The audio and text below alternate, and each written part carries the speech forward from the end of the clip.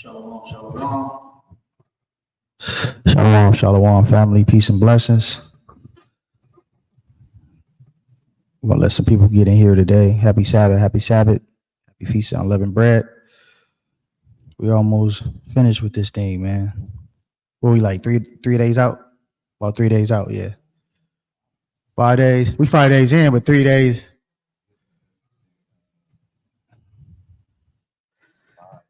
Day 5 today, okay, through the Spirit, yeah. Day 7 is Sunday, so 2 more days. We're almost there. We're gonna let a couple people get in. Got the beloved elder in attendance. We're gonna go over some powerful lessons through the Spirit today. Is that mic too loud? You want me to turn it down a little bit? A little too loud. All right. Yeah, from the actual, not the mixture, from the yeah. We'll let a couple of people get in here before we go live. Get it in. Shalom, shalom. Yeah, I don't know if he sent y'all email. My gun. But yeah, definitely. He should have sent y'all an email and let y'all know that he canceled class. That might be a little better. It ain't too crazy. All right. Nah, we don't really need to hear it through the speaker. Let me check it out. Let me see right now. Y'all can hear me, right? Loud and clear, family, online? Put a 1 in the chat if y'all can hear me good. Just getting our audio together. Yeah, I think we're still good, though. The audio's picking up. Yeah. He was supposed to send y'all email. I'll let him know. Okay, everybody here. Shalom and Sister Odessa. Shalom, Brother Chad. What's good, Doc? Yeah, shalom.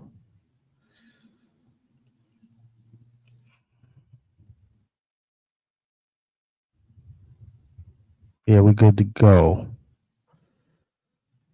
Let a couple more people get into this chat and then we'll get started.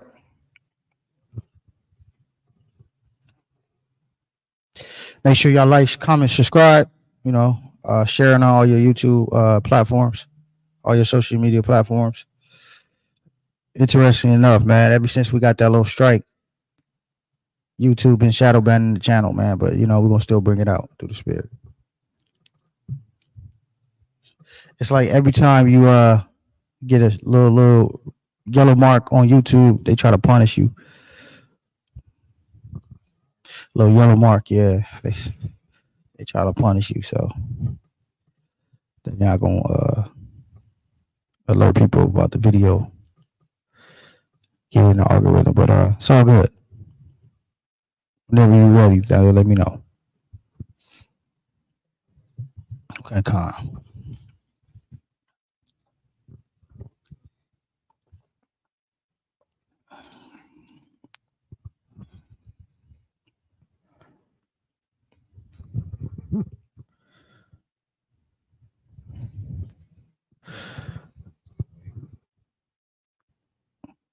Yeah, I did, but I know YouTube, man, they usually be more people in here already, but they shadow banning the channel. Shadow banning, like they banned like it's like a little semi ban where they don't alert the people. We got all the subscribers, they don't let them know. They don't let the people, so the people gotta let the people know that we live. Trying to do whatever they can to stop the truth, huh? That's what they do.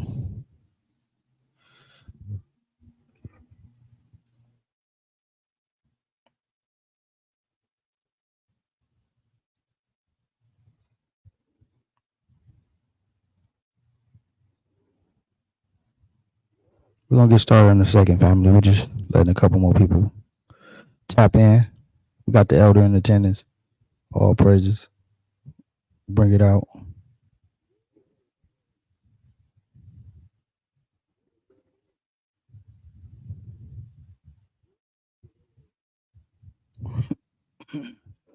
Mama Milk in the building. Shalom. Blessings to you.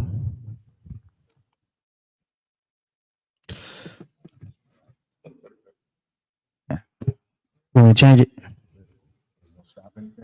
No, I won't.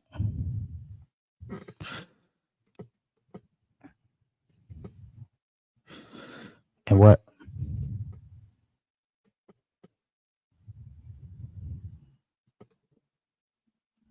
The effects.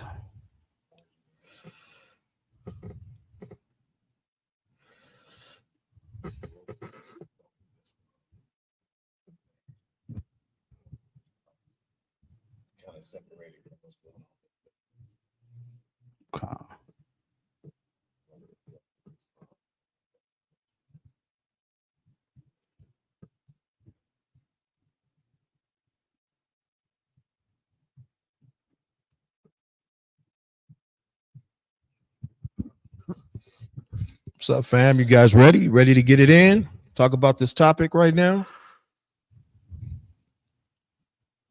Blessed Sabbath, all praises, Most High, Hawashai.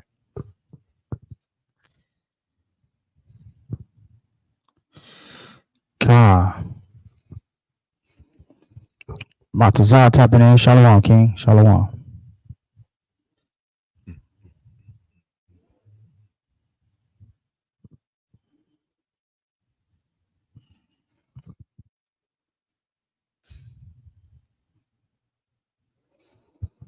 Let's go ahead and get them likes up. Hit them likes. Make sure y'all share and comment if you got any questions.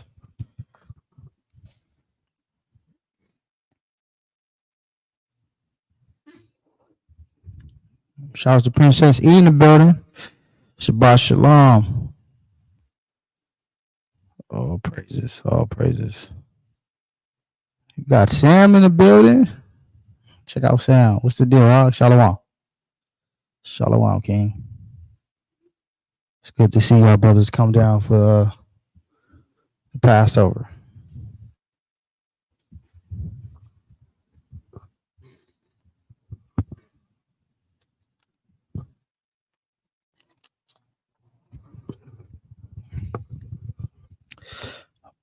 Brother Money Wow, what up, Doc? Shalom, shalom.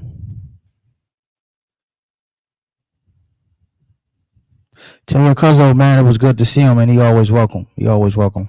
Doors is always open for him. Drew Boy, what's good, Doc? Shalom, King. Shalom.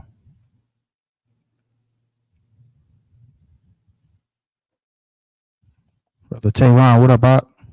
Shabbat Shalom and happy feast and unleavened bread to you. All praises, man. That's a beautiful thing. She said her daughter is cancer free. That's a beautiful thing. All praises. That's a man. I'm gonna leave that on the screen for a little bit, man. All praises. That's to show you the power of the Most High. To the Most High on that.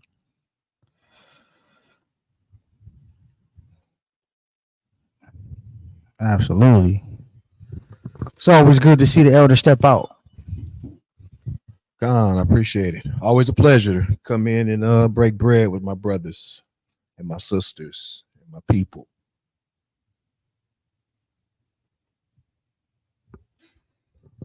And you ready to get it going? Yep. You ready? Yep. Yeah. So, Shalom family. So we're gonna go ahead and as you can see by the topic today, the growth of Islam and the effects on the Israelites today. Beloved elder, he's gonna go into the history of how this, this Islam expansion grew exponentially and how the effects that it have on our people back then and today, right? Because a lot of our people, unfortunately, is kind of tapping into that Islam madness. So we're gonna give you the reason why. Because we already know history repeats itself because the people are. So he'll go ahead and go into those details. Make sure y'all take some notes. This would be good for my soldiers. Hopefully y'all tapping in so y'all can have this history. Whenever we do run into a Muslim, we'll be able to know a lot more about their religion than them. You know what I mean? Which is always the case when we outside. Right. Kind of. Yeah, that's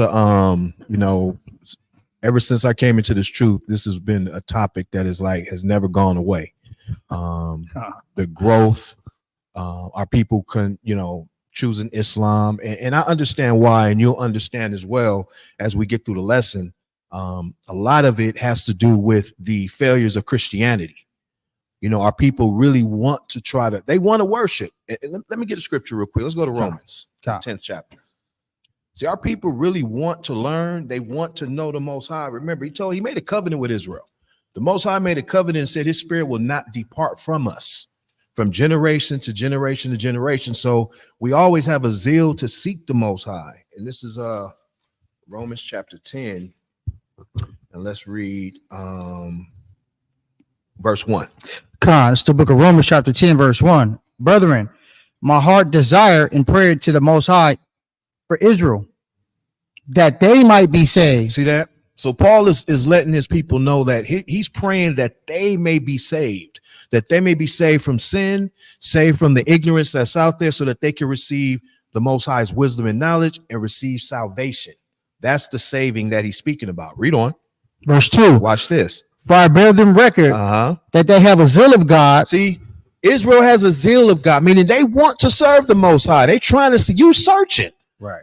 That's how'd you come across even finding Israel, knowing that you're an Israelite. You were searching for something, but yet our people land in the wrong net.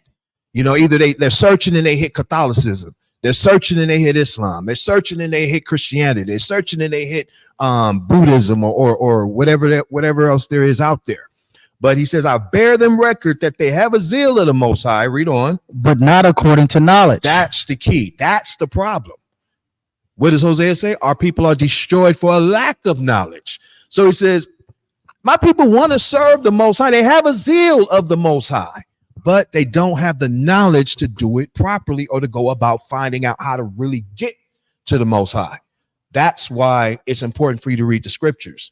So what you're going to find out, and most of you already know, is that the thing with Islam is that Islam, and don't take this the wrong way when I say it, but the Bible spawned Islam. Why do I say that? It's because the founder of Islam used the scriptures and those Israelites in the area around him to influence the creating of his new doctrine. Fact. You understand? So when it says, I bear them record that they have a zeal of God, because that Islam has fragments of the scriptures in it, that's why people are drawn to it. It's a spiritual connection. The same reason why people are drawn to the Bible, which leads them into Christianity, which leads them into Catholicism, which ultimately leads them into Islam, because they're looking for the Most High. They know the word is because it's in our heart, but the knowledge isn't there to make the discernment as to what's right. Y'all see how that works? Okay. So this is what the Most High is showing us. Was all of that? Yes, sir. All right, cool. So let's get into it. So we're going to kind of go back to see before Islam. Now, remember, Islam didn't come until about the 600s, 623, somewhere around there, the 7th century. Okay. Centuries before that, the Bible was done. The Bible was completed. The apostles Christ had came, Christ had redelivered the word, established a new covenant with Israel. The apostles went on with the ministry. You read about Paul, all that in the 1st century AD when you read in the book of Acts and the Acts of the Apostles. And from what we know as the law and the scriptures and Israelite doctrine came what we see today as Christianity. Okay, Christianity stems from the scriptures. Remember, there was no Christian. Christ wasn't a Christian. Christ coming from the word Christo, meaning anointed. He was a Jew of the tribe of Judah and taught the laws that Moses was given from his father, the Most High. You understand? And taught the same word that the prophets before him spoke. That's what it was. But because the apostles and those that believed followed and taught the doctrine of Christ, which was the doctrine of Moses and the laws of the Most High, they began to be known as Christians. So when we go throughout the lesson, you're going to see these words Jew and Christian interchangeably, but guess what? They mean the same thing. At that time, they were the same thing. Today, Christianity is completely different. Okay, so this is something that you have to understand. So let's get some backstory. Can you share the? I'm gonna go into some slides and kind of give you some understanding of what we're dealing with. So I'm gonna use a couple of references. I'm gonna go into the Quran. I'm gonna go into some things to show how Islam got established, how it began to spread, what the message, the ultimate message and purpose was, and how it began to affect our people even to this day. Okay, So yeah, if you can, it's up, it's ready. Whenever you're ready. Share it again up so I can Oh, I gotta do it again. Yeah, share it one more time. Yeah, no folly today, family. Like, dude got in his avatar, Yahweh Bashem, Yahweh Shai is a child molester. You out of here, man. You're banned. Yeah, we're not tolerating no foolishness today, man. This is for the family that's sincere and trying to learn. You know, it's always a blessing to get the elder out. So we're not finna tolerate any foolishness. My moderators, get them out of here. They don't got no warning. That is the warning. If you come here with foolishness, you're getting out of here, man. We ain't got time for that. Okay, yeah, we're ready. Yeah. Good. Yeah. All right, cool. So what we're looking at here is this map of the Middle East, and going from what's known as Northeast Africa, extending up into Israel. You can see my cursor. I made it real big so you guys can see where I'm pointing at. So we see our region, which is Israel, going into what we see as Jordan, Saudi Arabia, up to Iraq, Iran, Turkey, which is known as Asia Minor, and going all the way into Rome, Italy, and things like that. Okay, even up into Europe and these areas. So what we're going to see and deal with is this area and region in here, which is called Mecca and Medina. This is where in the 7th century, about 623, the Prophet Muhammad, as he's called, began to establish his doctrine. Okay, but I'm going to preface a little before that so that you can see where our people began to establish and began to live, so that you can see how even at this time when Islam was coming up, there were Jews, Israelites living in these areas that began to be influenced by this doctrine. Okay, let's shoot over to John chapter 4 and verse 21.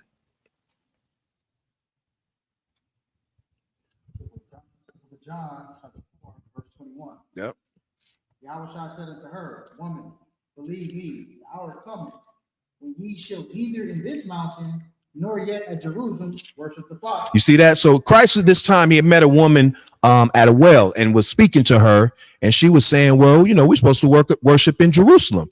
So he had to correct her and show her, says, look, the time come where you will neither in this mountain or at Jerusalem worship the Father. Why? Because Christ knew that the Israelites would be scattered. He knew that 70 AD was coming around the corner to where that would end the state of the Jews in Israel at that time. Okay, that's important to understand, because when Israel moved out, then you'll start to see how other invaders started to move in. This is a big reason why you see the conflict over there in Israel today with the Hamas and all of that that's going on right now. Okay, they're all both fighting for land that's not theirs. That's our land. But I don't even want to go into that part of it, because that's really irrelevant to what we're dealing with right now. Because once you understand, it doesn't even matter.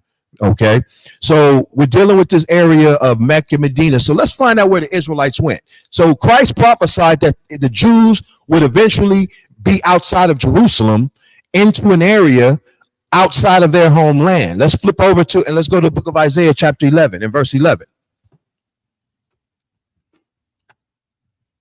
So he said, the hour cometh and now is, he said, the hour cometh where you shall neither in this mountain nor yet at Jerusalem worship the Most High.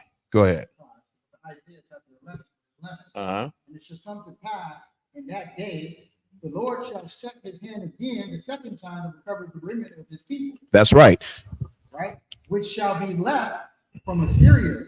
So now, going back into to where we at in Assyria, the areas of the year, read on. Assyria and from Egypt in here. So it's showing you where the Israelites would have moved and scattered to some areas that we can see that the Jews would be scattered to. Like Christ said, the hour cometh where they won't be able to worship the Most High in Israel like they're supposed to. They'll be scattered serving the Most High in other captivities in other countries. Just like right now, and this week we're keeping the Feast of Unleavened Bread, Passover. Guess what? Where are we keeping it? In America. Okay. You got some of our people keeping it in Europe and keeping it in areas of England and London and places like that. Okay. So in South and Central America. So now one thing you're going to understand that makes the Bible different is that the Bible contains detailed prophecy, something that other books don't have. They might say, every doctrine has a book or some type of manuscript that goes with it. What sets the Bible apart is that it has prophecy. Things that are said ahead of time that come to pass. Okay. That's the key. That's why the Bible is still in existence right now, and why we can still hold on and call it true, because the things that were written, we see that have come to pass. Even now, we're reading that the Israelites will be scattered. You're living proof of that prophecy right now. In America, watching this video, learning about the Most High like Christ told the woman back in the 1st century AD. Y'all see how that works? Read on.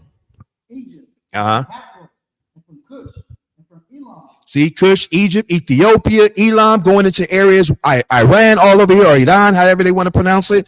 These are the areas. Iran was once known as the Persian Empire. Okay, but Israelites will be scattered into all these different areas, and then later would even go beyond this into what we see in this Western Hemisphere. Okay, read on. Elam, and from Shinar, and from Hamath, and from the islands of the sea. You see that? Islands like Cyprus and Cyrene and Patmos and places like that. Go ahead. Verse 12. And he shall set up an ensign for the nations, and shall assemble the outcasts of Israel, and gather together the dispersed of Judah from the four corners of the earth. You see that? So, and I'm showing you this to show that Israel left their homeland and was scattered into different regions, as we see on this map. Okay, in areas of Persia, which we would call Iran today. Iraq is where even Babylon would be. Okay, areas which is called Mesopotamia in the Bible. Okay, Egypt, Ethiopia, which is Cush, places like Corinth and Thessalonica and Philippi. That's all in Asia Minor, which is known as Turkey today. These are places where the Israelites were scattered to. And in particular, we're going to find out some more. Let's shoot over to the point. Let's get to Acts chapter 2.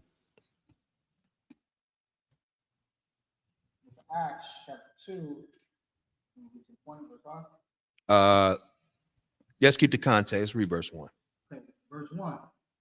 And when the day of Pentecost was fully come, they were all with one accord in one place. That's right. They were all in Jerusalem at this point to keep the feast of Pentecost. Read on. Verse 2. And suddenly there came a sound from heaven as of a rushing mighty wind. So the Spirit of the Most High came upon all of them as they were keeping the commandments, to show them something that was very peculiar. Let's drop down and let's read verse 5. And there was at Jerusalem Jews, devout men, out of every nation under heaven. Now, these weren't converts.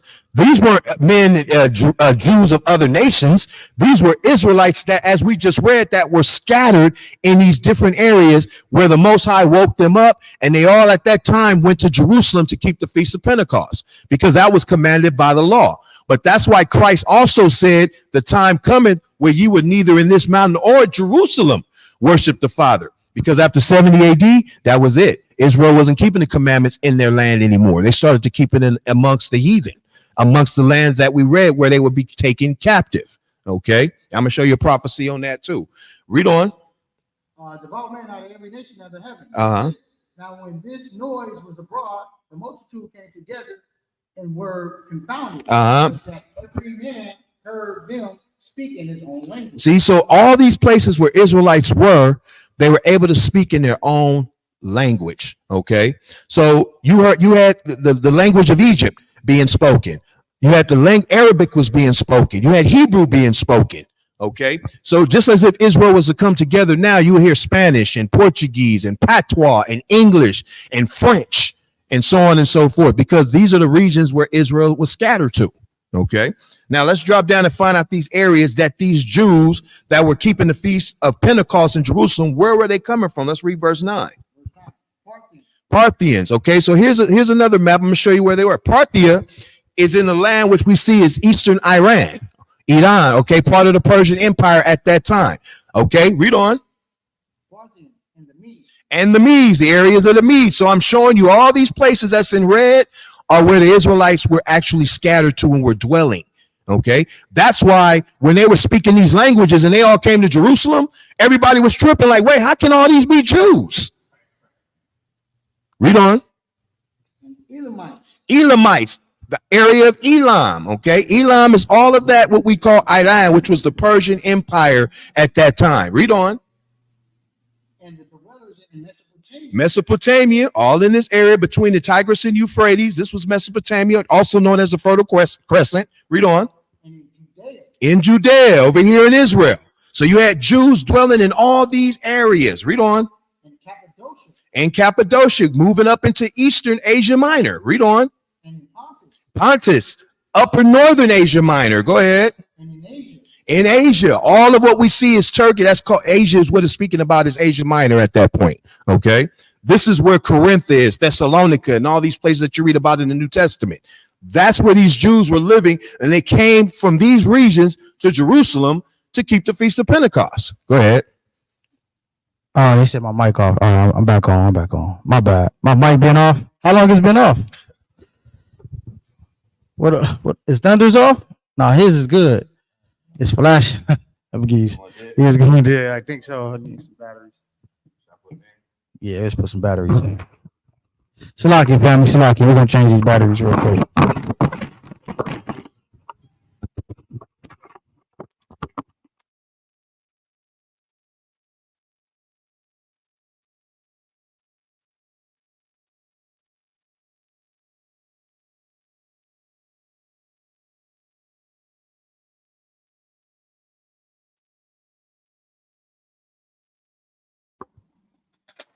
Mic check. What about now? We good? Let me see. Comment in the chat if y'all can hear me. We good now? We good now?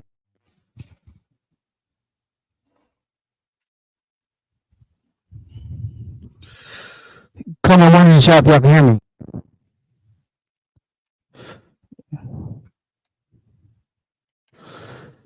You said it's good, it's just a little low. Let me see.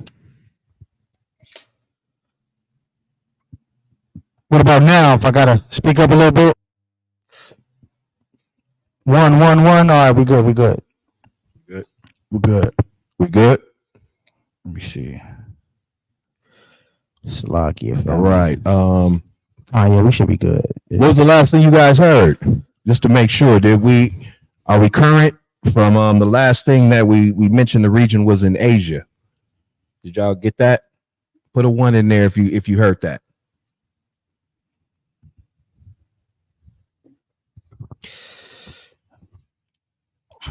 What verse did we leave off on? Yeah, they say yeah, they heard that. Okay, All right, Asia. cool. Okay, So we're on verse 10. verse 10. So Cappadocia, Pontus, and Asia. Go ahead, verse 10. And Phrygia. Okay, Phrygia, which is moving into the areas going up near to Cappadocia and Asia Minor, Eastern Asia Minor. Go ahead. And Pamphylia. Pamphylia is going below off the coast, the southern coast of Asia Minor. Go ahead. And in Egypt. And in Egypt. You can see in this area here. Okay. Go ahead. And in parts of Libya. And parts of Libya. Go ahead. About Cyrene. So Cyrene in here. Okay. Northern Libya, or which is also known as Northern Africa. So you can see all this in red is where Jews were scattered and living at this point. Okay. These Jews living in these places were called Gentiles. So when you read the New Testament, don't get thrown off when you read about in Egyptian and Libyan or Simon of Cyrene and all these places. This is where these Israelites lived. The Most High, remember, he said he showeth his word unto Jacob. He hath not dealt so with any nation. And as for his judgments, they have not known them. So is the Most High a liar or what? So then how can this man come 600 years later and say that he received a revelation of the Most High to write about the Most High's will? Impossible. Not according to the word of the Most High, the true word. You understand? And the Most High tells you that you test them. Okay, but I don't want to get ahead of myself. But in parts of Libya, about Cyrene, go ahead. And strangers of Rome. Strangers of Rome, moving into the areas of Italy. Okay, so when you read about the Paul's epistle to the Romans, who is he talking to? Israelites. Israelites living in the area of Rome. Read on. And Jews and proselytes. Jews and proselytes, meaning Jews, those that knew that they were Israelites or Jews from birth, and those that came back. We would be considered proselytes. Okay, although we're Israelites by blood and by genealogy, we had no knowledge until we actually had to be taught and awakened to our nationality. That's the proselyte it's talking about, not a person of another nation that converted. That's not what it's talking about. You cannot convert to the law of this, to the Most High. You can't convert into being an Israelite. You understand? That is a nationality. It's not a religion. It's not a doctrine. It is a nationality. It's a race. Okay, read on. Verse 11. Cretes in Arabia. So Cretes and Arabia. Crete is an island off of the coast of Greece, and Arabians. So now that's letting you know that where were Jews living? In Arabia, in those areas, primarily in Mecca and Medina, as I mentioned, because these are the Jews that Muhammad is going to run into that were dwelling in this region. Who else knew that there were Jews in Arabia? I want to end there. Let's go to the book of Galatians. Let's get Paul.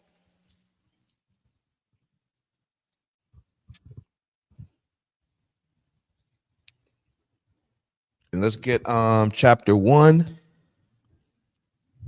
And let's read verse 15. This is Paul. God, this is the book of Galatians, chapter 1, verse 15. But when it pleased God, who separated me from my mother's womb and called me by his grace to reveal his son in me, that I might preach him among the heathen, immediately I conferred not with the flesh and blood. Okay, so he said that he received the Spirit to go out and preach Christ among the heathen. So now, what does that mean? Did he go to the other nations? No, he went to the Israelites that were in these areas that are in red at this time to teach them, because these are heathen countries. Heathen meaning what? Gentile or another nation. He went to these areas to teach the Israelites that were dwelling there. Y'all see that? So when you start to go back and even though we're dealing with Islam, we're getting understanding, because these are places that the Muslims will eventually conquer. Okay. And then you will see when they came in to conquer these places, they ran into Jews. They ran into Jews that lived in Arabia, Jews when they conquered Egypt, when they conquered Libya, when they went into parts of Asia Minor, when they went up into the areas of Iran. That's how all those places now are Muslim countries, Islamic countries, because during the Muslim Crusades, they went in and they conquered these areas. And guess what? Jews, Israelites were dwelling in these regions that were what?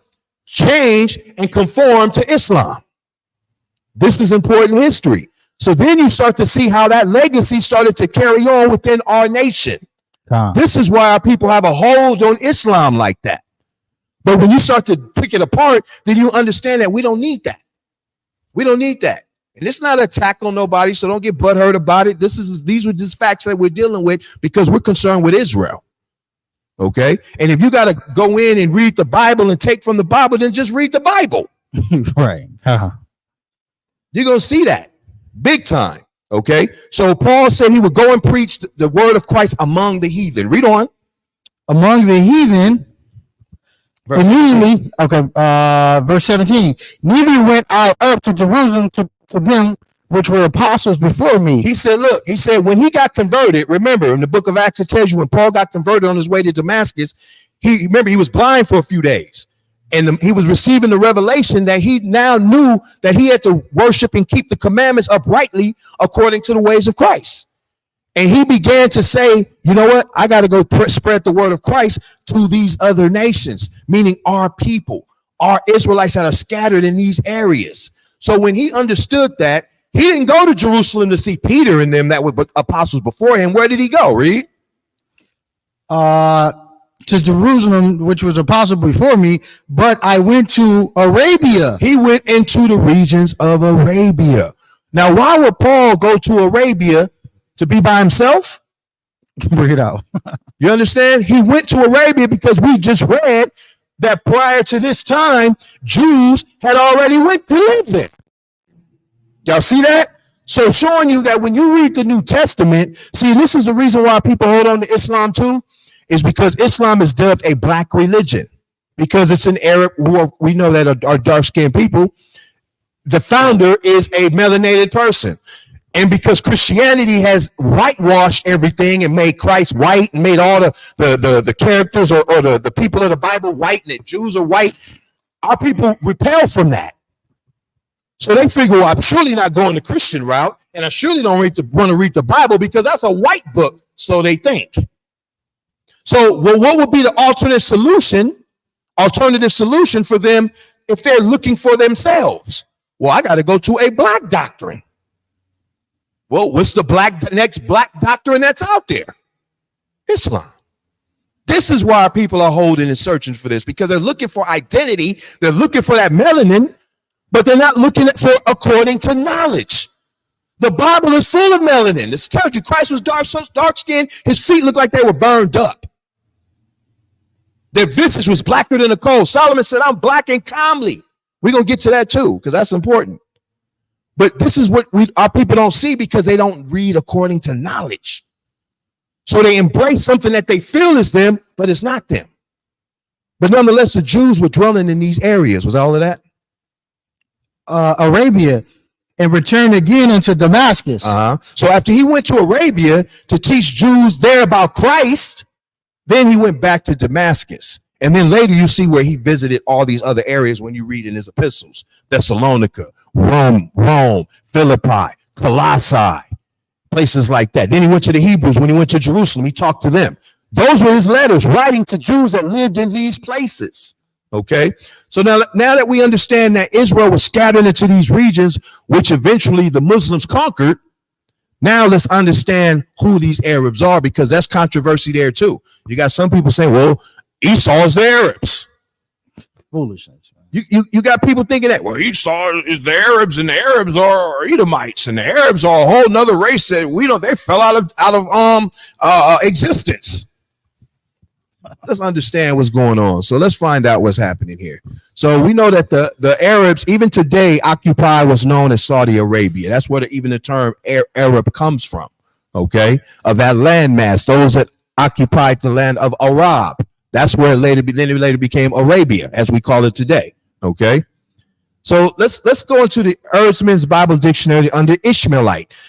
Now, one thing that they do agree, and it's in the Quran, and any is Muslim would tell you that they believe that they descend from Ishmael, okay, which the Arabs do. Abraham had two sons, Isaac and Ishmael. They say, well, we're the descendant of Ishmael. So technically, we are involved in the covenant because we also are of the posterity of Abraham. But the Bible don't say that. Ishmael was Abraham's son, but remember, what did the promise say? In Isaac shall thy seed be called. That's important to understand. But nonetheless, what is an Ishmaelite? It says a people most readily identified with their eponymous ancestor Ishmael, son of Abraham and Hagar. It says they are named as the 12 sons of Ishmael, settled primarily in northern Arabia, ranging from the river of Egypt to the Euphrates. Tradition links them with Arab peoples. Okay, so we see that the Ishmaelites are the biblical name for what we would call an Arab today, or their descendants. Okay, moving on to the Easton's Bible Dictionary under Ishmael. Okay, so it goes into, I'm just going to read the highlight part. It starts out with Ishmael settled in the land of Paran, a region lying between Canaan. That's his original area when he was born, because remember, he came from Abraham, then later migrated to live in the land of Arab, or in the land of Arabia. He began to settle there and built that land up, and that became his inheritance. Okay, so then it says he had 12 sons. I'm reading here. He had 12 sons who became the founders of so many Arab tribes or colonies. That's how you get Afghanistan and Kuwait and all of these different places that you see that's scattered throughout these regions that he's the father of. Okay, and who spread over the wide desert spaces of northern Arabia from the Red Sea to the Euphrates. Okay, so the people that lived in that region were known as Ishmaelites. Okay, let's move on. Watch this.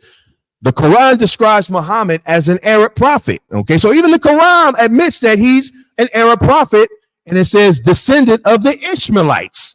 So even the book, they identify to say, well, we know history shows that Ishmael is the father of the Arabs.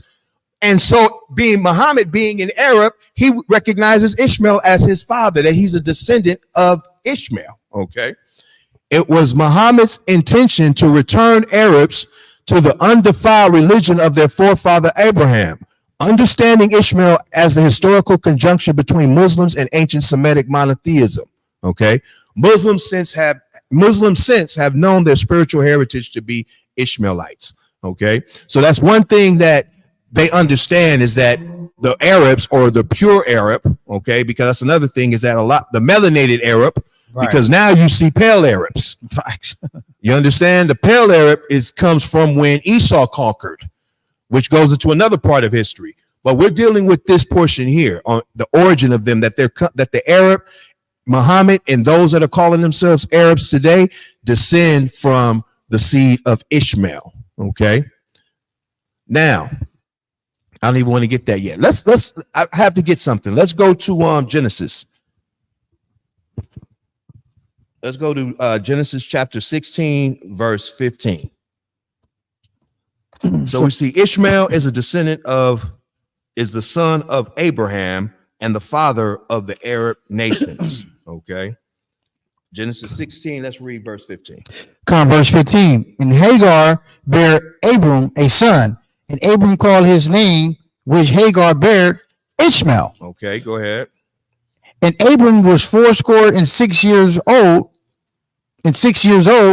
when Hagar bare Ishmael to Abram. Okay, read on. Was all of that? Yeah. Okay. Then from there, I want to grab something real quick. One thing we have to understand. So we do see that Ishmael is Abraham's son. That's a biblical fact. Okay. Now let's go to Song of Solomon. Song of Solomon, chapter 1 and verse 5. Book of Song of Solomon, chapter 1, verse 5, and it reads, I am black but comely. So this is Solomon, who was an Israelite of Judah, okay, the son of King David. He says, I am black but comely. Go ahead. Oh, ye daughters of Jerusalem. Now, some try to go in and say, see, he's not talking about he's literally black. He's talking about he's sad, blah, blah, blah. No, that's not what he's saying at all. He's saying I'm black, but I'm comely. I'm dark, but I'm still handsome. That's what Samson's telling you. Go ahead. And the reason why he's saying that is because he's likening himself with Israel. Why is he doing that? Because remember, this is a song. So he's putting himself in a position of Israel, because what was Israel known to do all throughout the scriptures? Disobey the Most High, which landed them in what? Captivity. When you're in captivity, what are you doing out in the field? You're working. What happens when you're working out in the sun? You get darker. You understand? This is what he's showing, and the analogy that he's using with himself, with the nation of Israel. Okay. So, but although Israel becomes dark from them working out in the sun, what they call, you get a farmer's tan or whatever. Yeah. Okay. But they're still beautiful because they're the children of God. Read on, watch this. As the tents of Kedar. He said, he's so dark as the tents of Kedar. The tents meaning the family of Kedar. He's reckoning, he's showing, I'm so black like those people of Kedar. Well, let's find out who the people of Kedar are. Okay. These are what your original Arabs look like. Okay. Dark. That's why they were given the name sand niggas, desert niggas, because of their dark skin. Okay. But let's look up what Kedar. What does Kedar in the Hebrew means? What? Dark skinned. Okay. But Kedar is who? Read. It says the second son of Ishmael. Why would Solomon reckon that he's so dark like the sons of Kedar, who are dark skinned, if the Arabs were white? Doesn't make any sense. So we see that the original Arabs were people of color. You understand? This is why our people, our so-called Negroes, majority, are trying to hold on to Islam so much, because they're looking for that black identity. They want the scriptures, but they don't want it from the whitewashed perspective that Christianity did. They rather have it through a black perspective. And where else can you get that from but through Islam? You understand? So this is why people are gravitating to that, because it is more palatable for them, looking for that level of truth. Whereas the Bible has the wisdom and understanding, but because Christianity has whitewashed and taught so many heresies, people don't even want to touch the Bible. Right. You understand? Until we have to go in and unlearn the foolishness that was taught to our people and give it to them properly. That's why the true prophets have to teach. Okay. So it says Kedar, meaning dark skin, is the second son of Ishmael. So Solomon is letting you know that, being that he and the nation of Israel are dark as those descendants of Kedar, which is a son of the Ishmaelites, who are the Arabs today. You understand? Go ahead. As the tents of Kedar, As the curtains of Solomon. I'm sorry. I'm telling you to read, and I got it in front of me. All right. My bad. So it says, Kedar, dark skinned, the second son of Ishmael. It is the name for the nomadic tribes of Arabs. The Bedouins, generally, gives you some scriptures, who dwelt in the northwest of Arabia. They lived in black hair tents also, which was made from camel's hairs, to dwell in the tents of Kedar. You understand? So this is what Solomon was referencing. Okay? So similar to this right here. Then as Esau went in, or the so-called white man went in and conquered those regions, then your Arabs start to look like this. You understand? So that's how you get the modern Arabs who's occupying a lot of Palestine today. All right. And that you see that looks similar to this. Okay. But the original ones that had originated at that point prior to the Muslim conquest in the 7th century, they were dark skinned. Okay. And they were also, and I also showed you that what? There were Jews living in these areas also that were scattered from the 70 AD when Israel evacuated the land of Jerusalem. Okay. And prior captivities. With all of that? Okay. So let's go back to Genesis.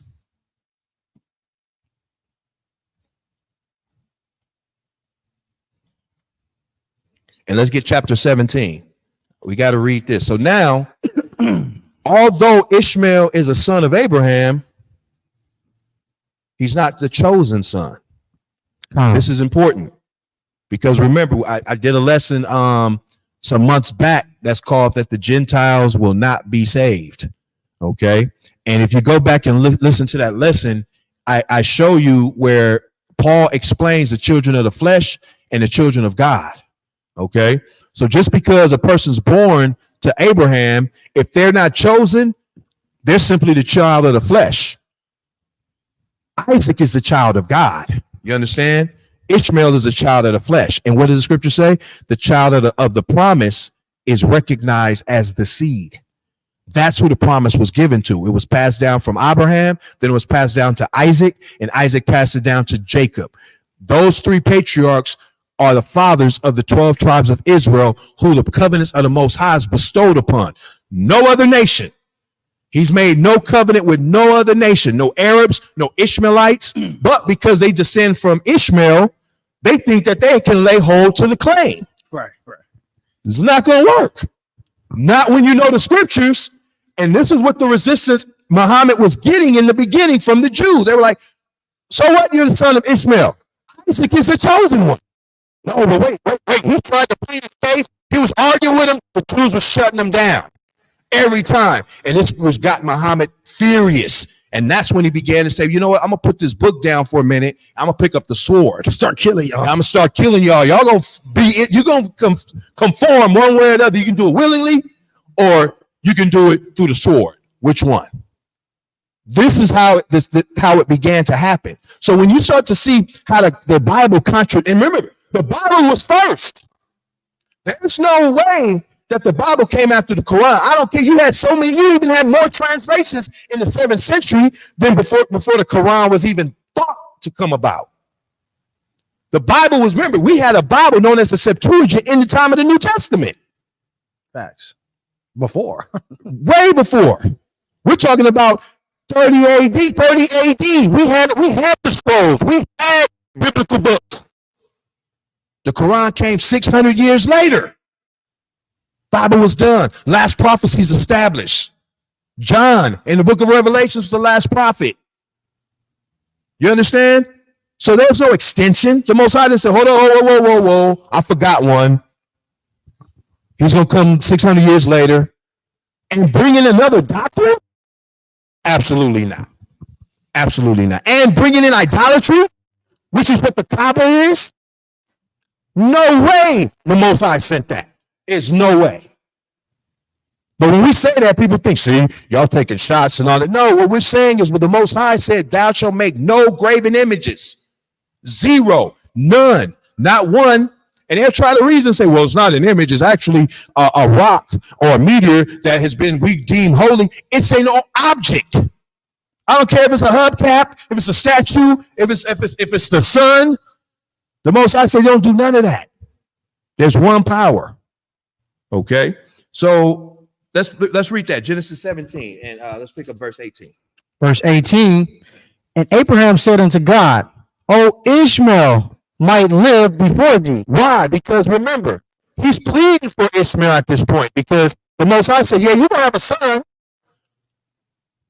Not this one you got now. You're going to have another son. And to him, I establish my covenant with him. Watch this. Read. And God said, Sarah, thy wife shall bear thee a son indeed, and thou shalt call his name Isaac. You see that? And now he's called his name. Even though Ishmael was there, son of Abraham, but you're going to have another son. His name is going to be Isaac. Read on. And I will establish my covenant with him for an everlasting covenant. See that? And I will establish my covenant with him. For how long? For an everlasting covenant. Easy. Read on. And with his seed after him. And you see that? It can't shift to another son.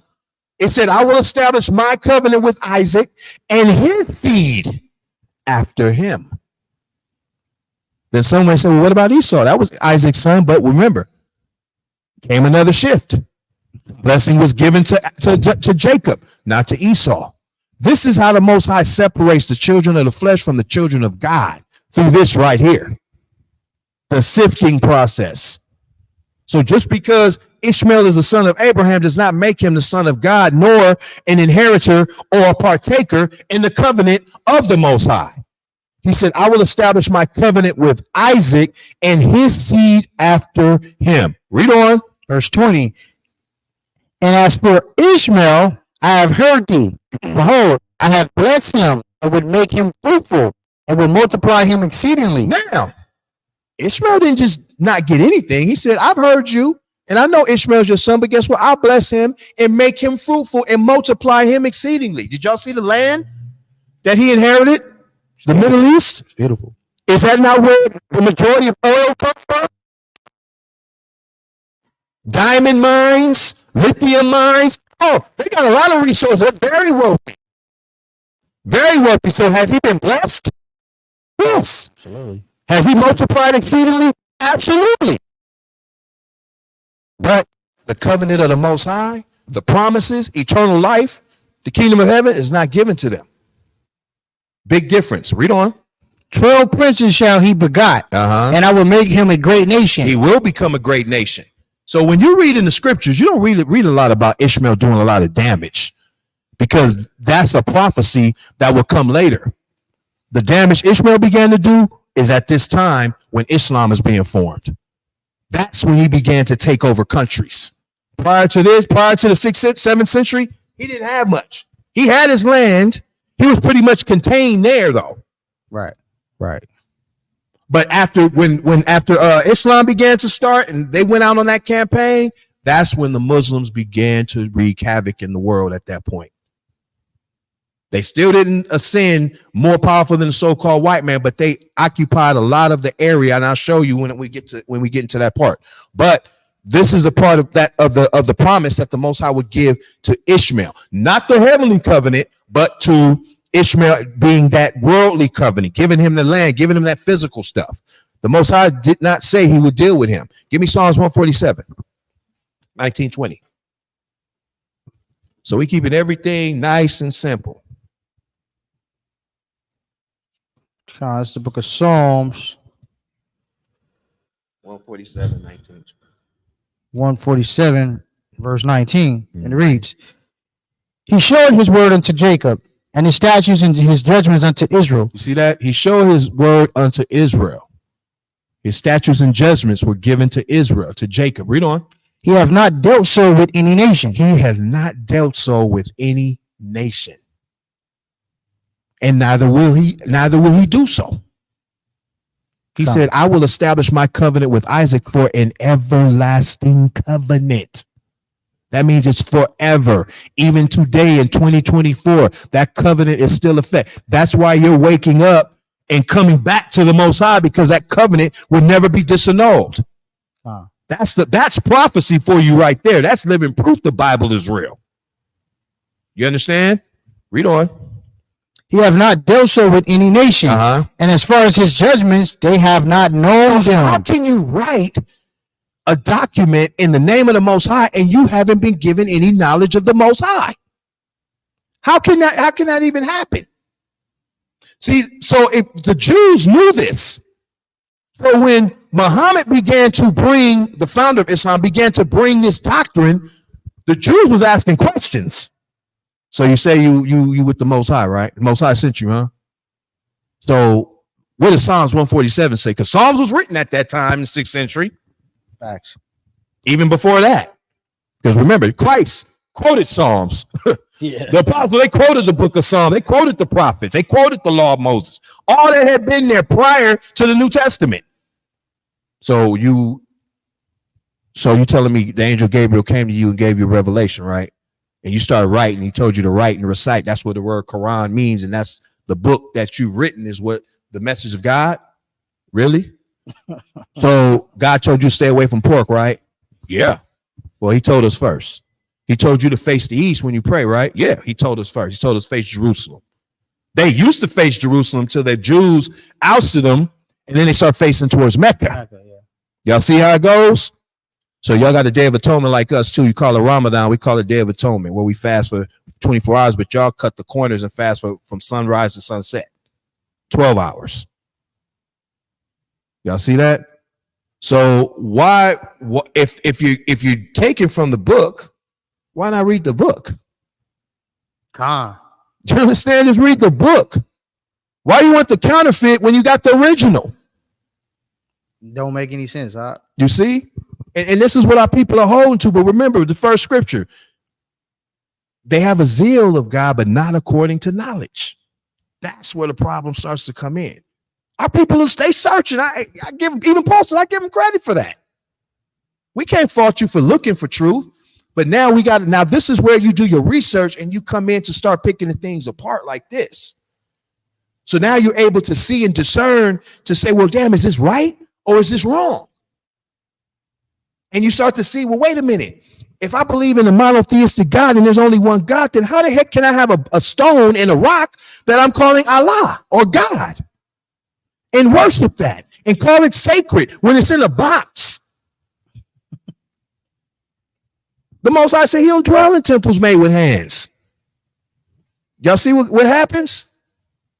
So this is where our people got to really start to read and discern and dissect the situation.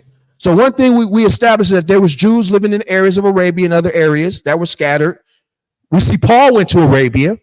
Okay. We see that the original Ishmaelites or the original Arabs were dark-skinned people, melanated people. Now we're starting to come on to, we see that the covenant of promise went to Abraham's son, Isaac, not to Ishmael, who the Arabs and the Muslims descend from. And I have to say Arabs first because they're the founders, because now you have Muslims of all races. So I have to make that distinction. Okay. So we see these things going on. Now let's read, go back to Genesis chapter 16. Let's read verse 11. Let's get another characteristic that's going to happen, and you're going to start, it's going to really start coming together. Genesis chapter 16, verse 11. And the angel of the Lord said unto her, behold, thou art with child, and shalt bear a son, and shall call his name Ishmael. This is Hagar, the Egyptian woman, okay? Abraham's concubine. So she's going to have a son that's going to be named Ishmael. We just read about him. Read on. Because the Lord have heard thy affliction. Read on. And he will be a wild man. So now there's another prophecy. He will be a wild man. This is how you're going to see what gave him the spirit to go out to conquer these regions with the sword and maintain dominance for centuries till he got taken down by a so-called white man.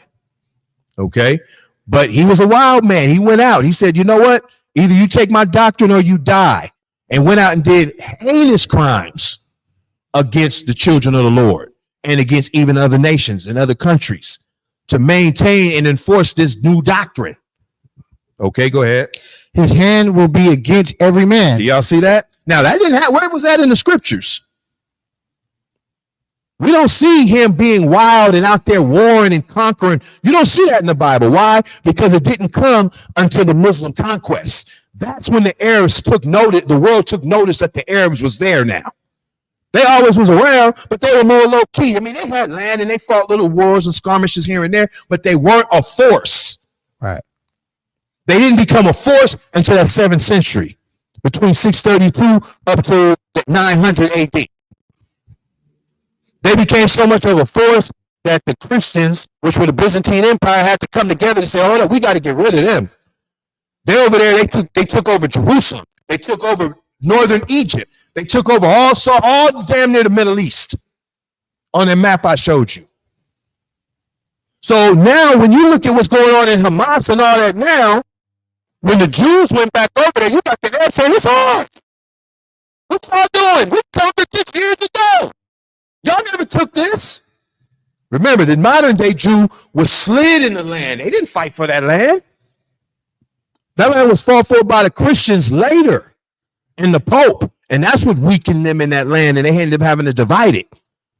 But those are old rules. Those are old skirmishes, old history that a lot of people don't know, a lot of people don't read. So you don't really understand what's happening in the Middle East today. What's going on today is a effect of what happened centuries ago. But it don't have nothing to do with us because we ain't there. Facts. Those are two nations fighting over our land. Ain't that something? Because one conquered it after the other, but it really belongs to us. We're sitting here watching like the prophecy said. We're going to sit here, your land, strangers devour it in your presence. That's Isaiah chapter 1. So this is what the Most High is showing. He'll be a wild man. His hand shall be on the hand of every man. Read that again. Verse 12, and he shall be a wild man. His hand will be against every man. That's right. His hand will be against every man. And you're going to see as we win it, as we go further into it. Read on. And every man hand against him. And everybody's looking to fight against him because he became a force that went out to conquer, caused people to abolish their doctrines, to conform to Islam. Okay. And there was a lot of tactics that was used. And I'm going to show you a few of these things. It wasn't always just violence either. They did some real crafty stuff Trickery, too. yeah, a lot of trickery. Real crafty stuff that made people stop to say, this may not be that bad. Okay. So we see that Ishmael is not the inheritor of the covenant. So I really want to kind of read real quick. I'm going to fast forward a little bit. Yeah. I want to see, let the Quran tell you who the children of Israel is and who the covenant belongs to. So these are surahs that are from the Quran. Okay. Different translations. You have the Musin Khan, the Yusuf Ali, just different translations and transliterations of different verses in the Quran that talks about the children of Israel. Okay. And confirms what the Bible is saying. And this is chapter 2, verse 47. It says, "O children of Israel, remember my favor that I have bestowed upon you and that I prefer you over the worlds." Close the book. This is from the Quran. But guess what? Let's get this first. Let's go to book of Ezra, 2nd Ezra.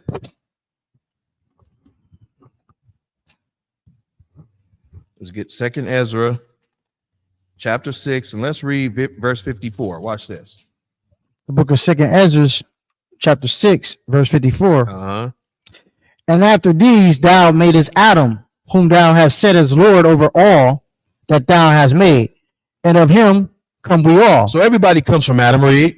And the people also whom thou hast chosen. Go ahead. And this have I spoken before thee, O Lord. Watch this. Now, what did it say in the Quran? It says, "The children of Israel, my favor that I have bestowed upon you, and that I prefer you over the worlds." Go ahead. Because thou madest the world for our sakes. See, the Most High is telling Israel in the Bible that he made the world for the sake of Israel to inhabit and to rule.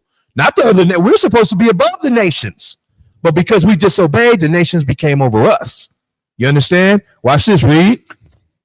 As for the other people, which also come of Adam, all the other nations, everyone else, which comes of Adam, also read. Thou hast said they are nothing. They're nothing. Read. But be I like unto spittle. That's how the Most High thinks of these nations, like spit. Read. And has likened the abundance of them unto a drop that falleth from a vessel. Deuteronomy 7:6. So the Bible already told Israel where they stand with the Most High. But guess what? I'm going to show you a contradiction, because right here it's telling you in the Quran that the children of Israel are the chosen children of God, or the chosen children of Allah. The word Allah simply means God or power. That's it. That's just an Arabic term for the word God. Okay. So Read this in Deuteronomy 7:6. Verse 6, for thou art an holy people unto the Lord thy God. Israel's holy unto the Lord. Read. The Lord thy God has chosen thee to be a special people unto himself, above all people that are upon the face of the earth. I'll see that. Above all people upon the face of the earth. Here's another translation. The one under it, the Musin Khan, it says, O children of Israel, remember my favor which I bestowed upon you, and that I preferred you to the Alman, which is mankind, which is a word for meaning of all people. Then another one says, children of Israel, call to mind the special favor which I bestowed upon you, and that I preferred you to all others. So this is the book telling Israel that they're still the children, the chosen children. Let's get another one. It doesn't stop there. Here's another one. This is chapter 19, verse 58 from the Quran. I'm going to read the English. It says, those were the ones upon whom Allah bestowed favor from among the prophets of the descendants of Adam. We're talking about the Israelites. And of those we carried in the ship with Noah, and of the descendants of Abraham and Israel, and of those whom we guided and chose. When the verses of the most merciful were recited to them, they fell in prostration, which is when you fall down to give praise, and weeping. So showing you that the word of the Most High was given unto the children of Israel. They were the ones whom the Most High chose. Y'all see that? They don't stop there. Chapter 2, verse 87. We gave Moses the book and followed him up with a succession of messengers. Those are the prophets. We gave Jesus, the son of Mary, clear signs and strengthened him with the Holy Spirit. Is it that whenever there comes to you a messenger with what ye yourselves desire not, ye are puffed up with pride? Some ye called impostors, and others ye slay. Well, Christ said that. Remember when he said a prophet is not known in his own country? You understand? So it's showing you that why they're constantly acknowledging the Bible when yet, but why? I understand why. Let's read on. Let's get a couple of more. It says, and indeed we gave Musa, which is Moses, the guidance, and we caused the children of Israel to inherit the scripture. Well, that sounds like what we just read in Psalms 147, right? He says, Israel inherits the scripture. He showeth his word unto Jacob, his statutes and commandments unto Israel. He has not dealt so with any nation. So even in the whole book, it's acknowledging that Israel is the chosen and that the word was given unto them. Okay. Read another one. It says, this is 5 and 12. It says, Allah did aforetime take a covenant from the children of Israel, and we appointed 12 captains among them. And Allah said, I am with you. If ye but establish regular prayers, practice regular charity, believe in my messengers, honor and assist them, and loan to Allah a beautiful loan, which are offerings. Verily, I will wipe out from your Verily, I will wipe out from your evils, wipe out from you your evils, and admit to the God. I think something got blocked. Any of you after this resist his faith, he has truly wandered from the path of rectitude. So it's showing you that technically you have that too if you need to. No, I think it's in the image. Oh, okay. I think it's embedded in the image. Is it? No, you can hide it. Yeah. Okay, my bad. Thank you. So what happened? Did I just do you something? stopped it. Yeah.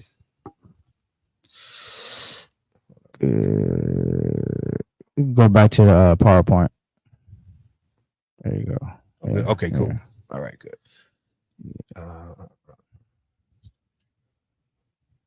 Okay, here we go. Okay.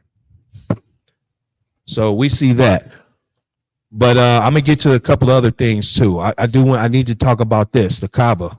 Okay, so this is the shrine that's in Mecca where this so-called stone, a black stone, dwells that's considered Allah. Okay, now this is completely forbidden in the scriptures, and so there's no way that the Most High would have given his prophets any permission to make an image or an idol to call it God. Okay, watch this. Let's go to Deuteronomy.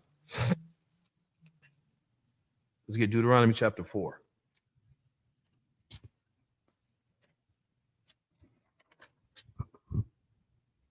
And let's read verse 15. The book of Deuteronomy chapter 4, verse 15. It says, take ye therefore good heed unto yourselves, For ye saw no manner of similitude on the day that the Lord spake unto you in Horeb out of the midst of the fire. So he said, take heed to yourselves, because when the Most High, remember, he's a spirit. So you can't make anything that resembles the Most High. That's why he said, take good heed to yourselves, because when the Most High spoke, you didn't see no similitude of him. Okay, read on. Lest ye corrupt yourselves and make a graven image. There it is. Lest ye corrupt yourself and make ye a graven image. This is a graven image. I don't care what you want to call it. A stone writing. That's in the scriptures too. Okay. A graven image. Go ahead. A graven image, the similitude of any figure, the likeness of a male or female. See that? So we're not supposed to make anything the likeness of any figure, be it male or female. Read on. The likeness of any beast that is on the earth. The likeness of any winged fowl that flieth in the air. The likeness of anything that creepeth on the ground. The likeness of any fish that is in the water beneath the earth. And lest thou lift up thy eyes unto heaven, and when thou seest the sun and the moon and the stars, even all the hosts of heaven, shouldst be driven to worship them and serve them, which the Lord thy God has divided unto all nations under the whole heaven. So do you see that? So what are we supposed to worship outside of the Most High? Nothing. He said, not even, it said, let alone a graven image. That means something that you may take from gold, beat it, and make it into an object and worship it and call that God. Can't do it. Okay. Even if you look up at the sun, something that the Most High himself created, you can't even worship that. You don't worship the ocean. You don't worship the water. You don't worship the hill. You don't worship fire. You don't worship animals, insects, snakes, serpents, none of that. The Most High is a spirit, and they that worship him must worship him in spirit and in truth. So how do you get away with this? How do you get away with this if you're supposed to be an ambassador of the book, an ambassador of the Most High? Y'all see what's going on? It's a lot. Yeah, I just go want to ahead. add a point. Yeah, for He sure. bringing out this powerful point in the book of Deuteronomy, and this is why, family, we don't even deal with it, but like Yahweh Shai, right? We got the black image of Christ, and ain't no shot on nobody. But this is why, if you read the scripture again in verse 15, it says, "Don't make any similitudes, any similitude. You can't put no images on me. There's nothing in this that can replicate me. So don't even try to do it." And then he went into detail, and he told you, female or male, don't do it. He's a spirit. Worship him in truth and in spirit. So this is why we don't put no images on our king. We leave it. We got the scriptures. That's enough. Yep. See that? Because that's how easily we can get corrupted. That's why I said, take good heed to yourselves, lest ye corrupt yourselves and make any one of these little things. Okay. Because then when you start talking about Yahweh Shai or whatever, that's the image that goes in your mind. That's why it's called an image. But have you seen the Most High? What image you gonna make him? God. You understand? See, that's where our people need to have something to believe in. And that goes into, remember, we're spiritual people, but we keep getting caught up in the carnality. This is carnal. Let's go to the book of Habakkuk, chapter 2, and verse 19. So this is where we have to look at it. And this is what the Jews, when he came with this to them, the Jews were like, oh, no. We don't follow that. We don't worship images. Yeah, but look, it's really not an image. It's a stone. We just calling it God. This was representative. No, we don't do that, period. Point blank. You're an idolater. No, but see, this is different because this is natural. This is a rock made from God. Well, no, because our book says we're not even supposed to worship the sun or the moon or the stars, which the Most High also made too.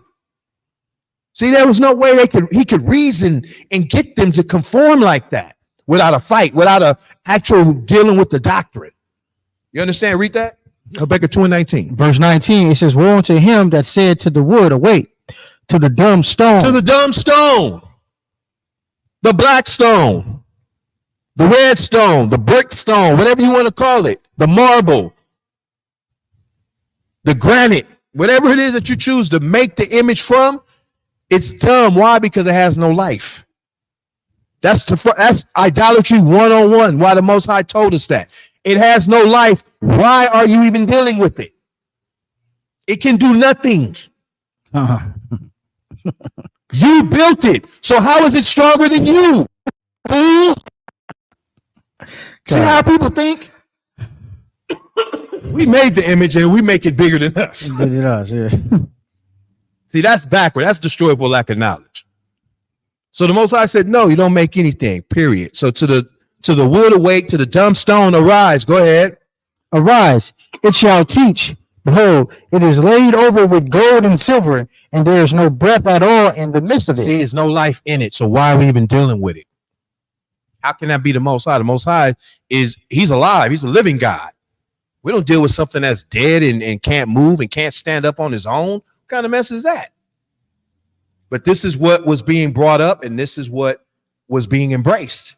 And this is the foundation, and this is the center of their belief system. You have to go to Mecca. You have to make a pilgrimage before you die sometime in your life to see this stone and walk around it 7 times. And if you're lucky, you can touch it. Is that not idolatry? If that's not, then you tell me what is. But this is what their book is saying, which this book forbids. Commandment number 1, thou shalt have no other gods before me. Thou shalt not make any graven image and bow down myself. Do they not bow down to this? Yes, they do. Yes, they do. You see, so this is what the Most High is warning us about. Okay. Excuse me. So let's I want to get to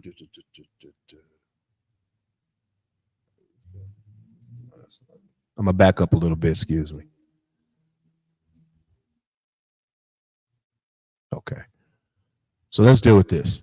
Islam was founded in about the year 622 AD by who is known as the Prophet Muhammad. He lived from 570 to 632 AD. Muhammad was an Arab Ishmaelite from the country of Yathrib, which is a Medina near Mecca. He was a merchant and a herdsman until he supposedly received a revelation from God, whom Arabs call Allah, to serve the one true creator. Muhammad was supposedly illiterate, but was commanded to write by the angel, which he believed to be the word of Allah. So according to the word, it says that the angel Gabriel appeared unto Muhammad and told him to write he will be the prophet of God. But we read Psalms 147 when the Most High said he don't deal with other nations. He does not deal with any other nations. He recruited some followers to his new belief early on, as some felt this was a miracle, seeing he could not read or write. However, Muhammad's occupation, remember, he was a camel herder. He was a great one at that, but yet he had to deal with merchants, had to deal with contracts and money. How could he do that, be well at that, and can't read or write? Okay, so something's wrong with that story. He received blatant criticism about his doctrine from his own kinsmen, who claimed that his doctrine was very similar to the Jews of antiquity and those Jews that lived in the cities of Yathrib and Medina. Now, I showed you that there were Jews that lived there. Okay, so the scriptures are backing up this information. The Jews in the land outright called Muhammad a liar, and that his doctrine was not given to him by Allah, but to the Jews. Now, even in that book, it tells you who the chosen is, right? Showed you that. Okay. And we read in the Bible who the covenant went to, from Abraham to Isaac to Jacob. Ishmael was not in that covenant of promise at all. He's trying to force himself in there, or his descendants are. He attempted to bribe and coerce the Jews to subscribe to his doctrine as an extension of their own religion, and they refused. He even changed the message of his book, the Quran, to show that their religion was indeed the truth and that Islam supports and offers the same benefits as the Torah. Now you see how it mentions the Israelites now, to try to say, well, see, you are the people of the book. We see that. We're acknowledging that. They were like, but no, why? Good, but we have our own book. We don't need that.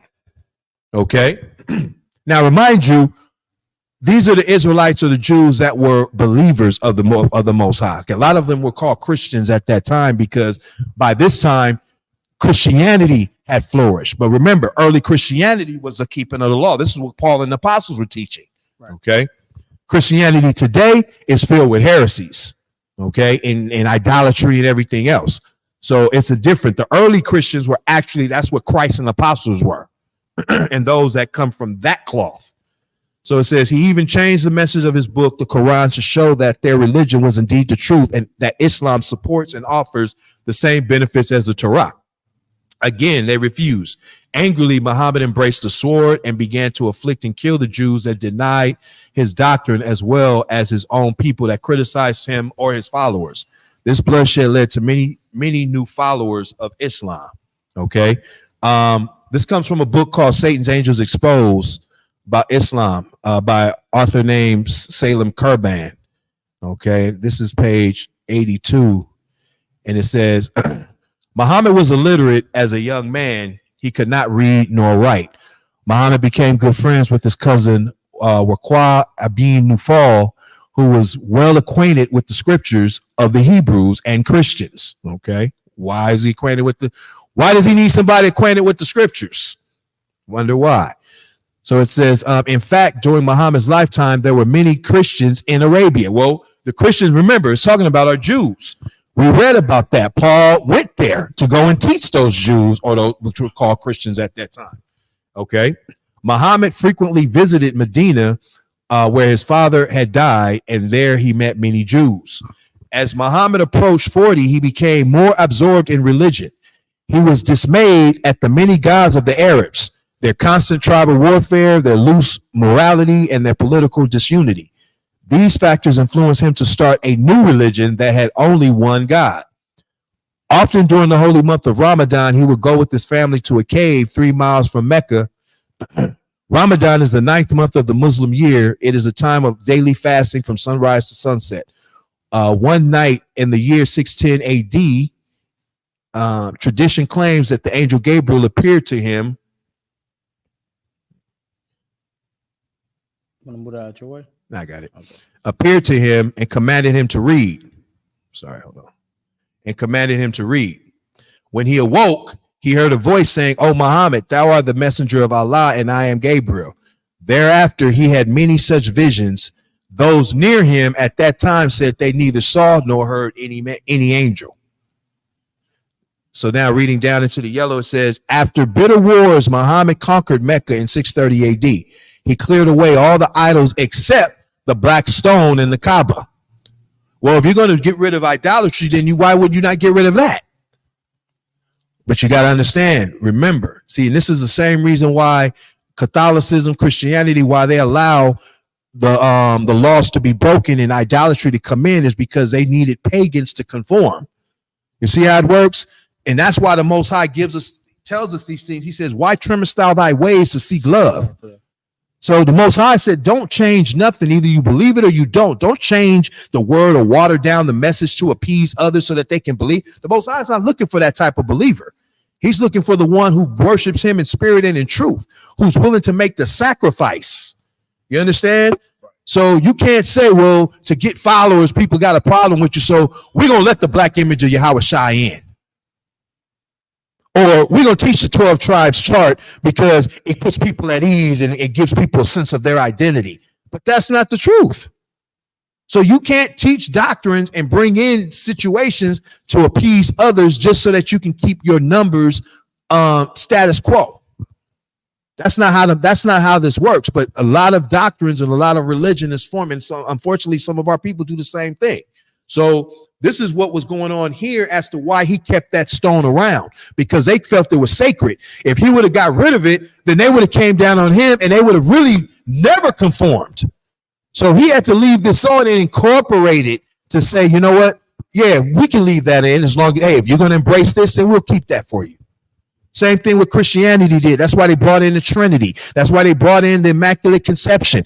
All of these things to bring in Babylonian tales and believers of paganism or pagan ways.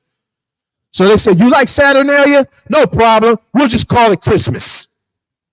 Y'all see how that works? Oh, you like Samhain and all of these things and Hallows Eve? Oh, no problem. You can keep it. We'll just change it and call it Halloween. See, these are the changes that they do to bring in people, but then what happens? It starts to become more and more corrupt, and the people become worse. So don't change what the Most High has written and put there. The word is perfect. Why are we changing and adding to it? The scriptures tell you that if you add to it, he will add to you the plagues. And if you take away, he'll take your name out of the book of life. So we don't need no additions. The scripture said there's none shall want her. Seek ye out of the book of the Lord. No one of these shall fail. So after bitter wars, Muhammad conquered Mecca in 630 AD. He cleared away all the idols except the black stone in the Kaaba, which is considered holy to this day by Muslims. From then on to this day, pilgrims must walk around the Kaaba 7 times and kiss or salute the black stone. The black stone, apparently a meteorite, was considered sacred and was built into the wall of the Kaaba. In the first days, the Muslims, if I take this away, is it going to Yeah, just hit high. It should be good. Hit high. Hit high. Yeah. Yeah, see, but when I do that, Every time I hit high. Okay, there you go. There you go. Yeah. So it says, Kiss the Kaaba says, in the first days, the Muslims adopted several of the Jewish rites. They prayed facing Jerusalem. Jewish fast days were observed, but when relations with the Jews became tense, Muslims were told to face Mecca when they prayed. See, so it's showing you how, even while they were there, the relationship between the Jews and the Muslims in these areas were not all good. Okay, there was a lot of tension. There was a lot of resistance from the Jews because they had a book. They understood this isn't right. How are you adding things on? And you're talking about you're a prophet of God, but yet you bringing in idolatry? Oh, no. Oh, no. That's Bible 101. So if a person believes that, then you got to question, like, man, what happened to your belief system? How are you believing in idolatry when the scripture tells you clear as day not to do so? We just read, woe to him that tells a dumb stone, awake and arise. But you holding it sacred? No, no way. So let's continue on. Okay. Easy one from Babylon to Timbuktu. And I'm just going over a few things so that you can see what's happening. So it says Islam and Judaism. It says the Prophet Muhammad adopted. Let me blow this up a little bit. Yeah, I can see it. The Prophet Muhammad adopted many principles and laws from the Jewish religion. First of all, the basic idea of monotheism, which is the belief in one God. The Jewish confession of the unity of God is Shema Israel Adonai Eloheinu Adonai Ahad. Hear, O Israel, the Lord our God, the Lord is one. We know that's scriptural. Okay, it's Deuteronomy 6:2, I believe. Yeah. Then it says the Mohammedan slogan is as follows: La Ilaha illa Allah Muhammad wa Zawal Allah. There is no God but Allah, and Muhammad is the prophet of Allah. Okay, so again, not only we call that biting. No, when you take someone's lyrics, right, and you just change a word, but you take, that's the whole thing. It's straight biting of the word of the Most High. Muhammad adopted also the main details of the Jewish calendar, the Day of Atonement, the Sabbath, much of the Bible and narrative from the Midrash, and many points of the ritual law. Incidentally, the Jews pray 3 times a day facing the city of Jerusalem, and the Muslims, true believers, pray 5 times a day facing the city of Mecca. Trying his best, Muhammad sought to convert the Jews to his new religion, but to no avail. The Jews were adamant and resistant to change. Not always. Okay, very early on they did, but just like anything, our people give in.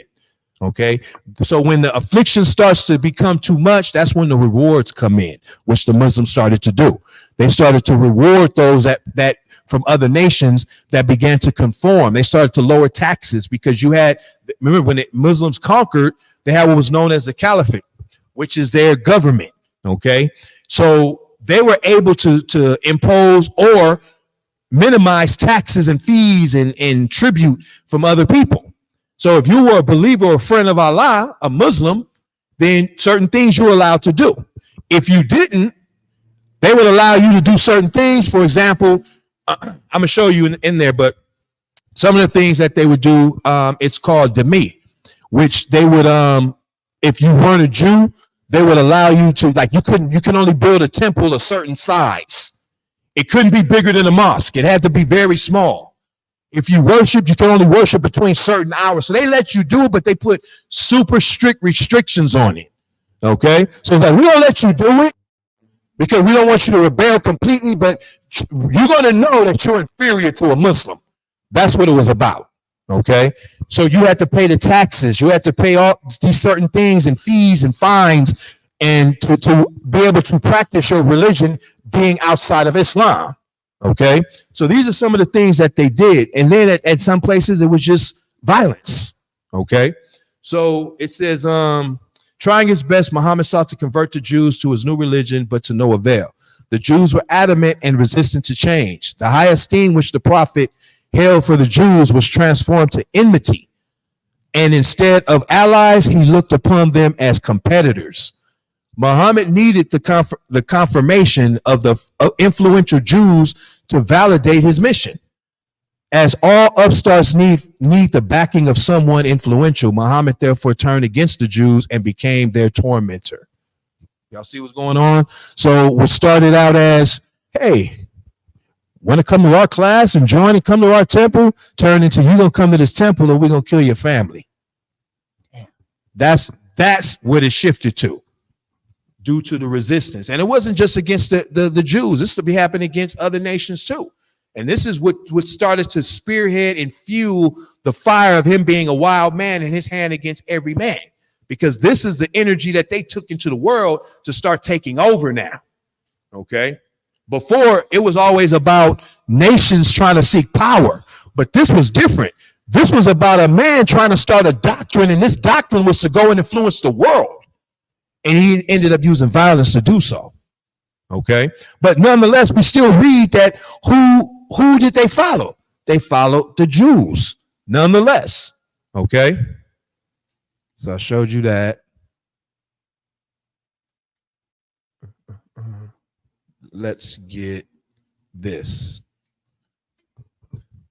And this is from Babylon and Timbuktu also. It's called The Two Daughters of Judaism.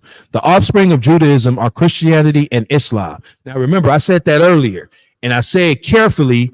Why now remember, we never called it Judaism. Judaism is just a term that's used to identify those that identify themselves as Jews and that follow the Torah. Okay. Now it's been attributed to the white Jews, or those that call themselves Jews today, and Christians. But when we go back prior to, in the 6th century and before, the Jews and the Christians were those that subscribed to the scriptures and that followed the scriptures uprightly. Okay. For the most part. But Islam, being, as we just read, its influence was what comes from the scriptures. So the Islam, that's why it's saying that the offspring of Judaism are Christianity, because what we see as Christianity comes from the Bible. Islam comes from the Bible. They take parts of the Bible and they utilize it for their own purposes. Okay. So I'm going to read and start at the second paragraph. It says, Muhammad tried to construct his religion as closely as he could after the Jewish religion. He favored the Jews by accepting many of their laws and traditions. When the Jews refused to be converted, he commanded his followers to stop turning to the holy city of Jerusalem in prayer, but rather to turn to the city of Mecca. He changed the Jewish Yom Kippur, Day of Atonement or fast day, which he had accepted for the month of Ramadan. Muhammad changed the Jewish Sabbath from Saturday to Friday. We have another parallel with Christianity. In the 4th century, the church changed the Sabbath to Sunday and recognized his calendar reorganized his calendar to make Easter separate of Passover. Like Christianity, also Muhammad included in his Bible, the Quran, accusations concerning the Jews. I'm gonna show you some. Nevertheless, the Quran glorifies many biblical personalities. We read some of that. In order to win the pagans into the church, Christianity adopted many barbaric customs and traditions. So showing you why they left some idolatry intact, because again, that's how you were able to bring in pagans or bring in others to boost your power or boost your so-called membership. Okay. Here's another one. Read here, same book, page 50. Oh, hold on. I missed something. I want to go back here. I'm going to read this. Excuse me, bear with me. Right here we go. The second stage of the Islamic revolution. So after Muhammad began to be frustrated that the Jews of those regions was not accepting, then he turned to the sword. And it says the fanatical stage of most revolutions is a bestial, ruthless, bloody, chaotic affair.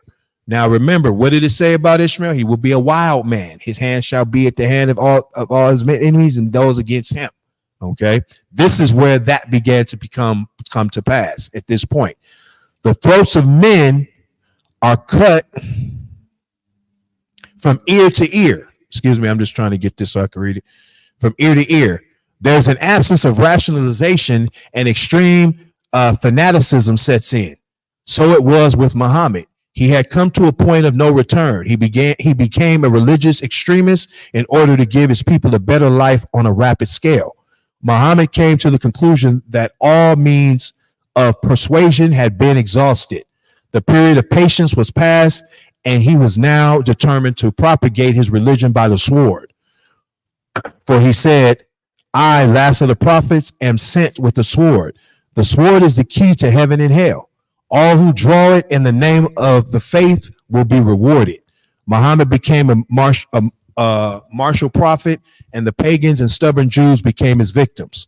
In the year 627, the Battle of Fos occurred. The Jewish tribes were defeated by the armies of Muhammad. 700 Jews were gathered in the marketplace and offered the alternative, the Quran or the sword. But the devout Jews were accustomed to martyrdom. They did not hesitate in their choice. Muhammad carried out his bestial threat, executed the Jews, and the women were sold. So when we talk about slavery, which when you start talking about the sub-Saharan slave trade, the Arabs are selling you too. Wasn't just the white man. The Arabs are your enemies. Let me make that clear. Let's go to the scriptures and show you that. See, this is one thing. So when you want to pull this religion, you have to know what's going on with this. The Arabs who founded this doctrine that's now against you, that our people are embracing, they're your enemy. Okay. Give me, let's go to the book of, You want the one in Psalms? no, I don't want that one yet. I want to get, hold on. Excuse me. Bear with me one.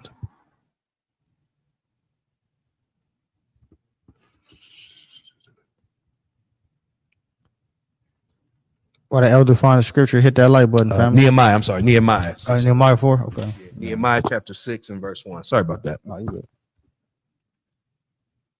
So Nehemiah chapter 6 and verse 1. It's the book of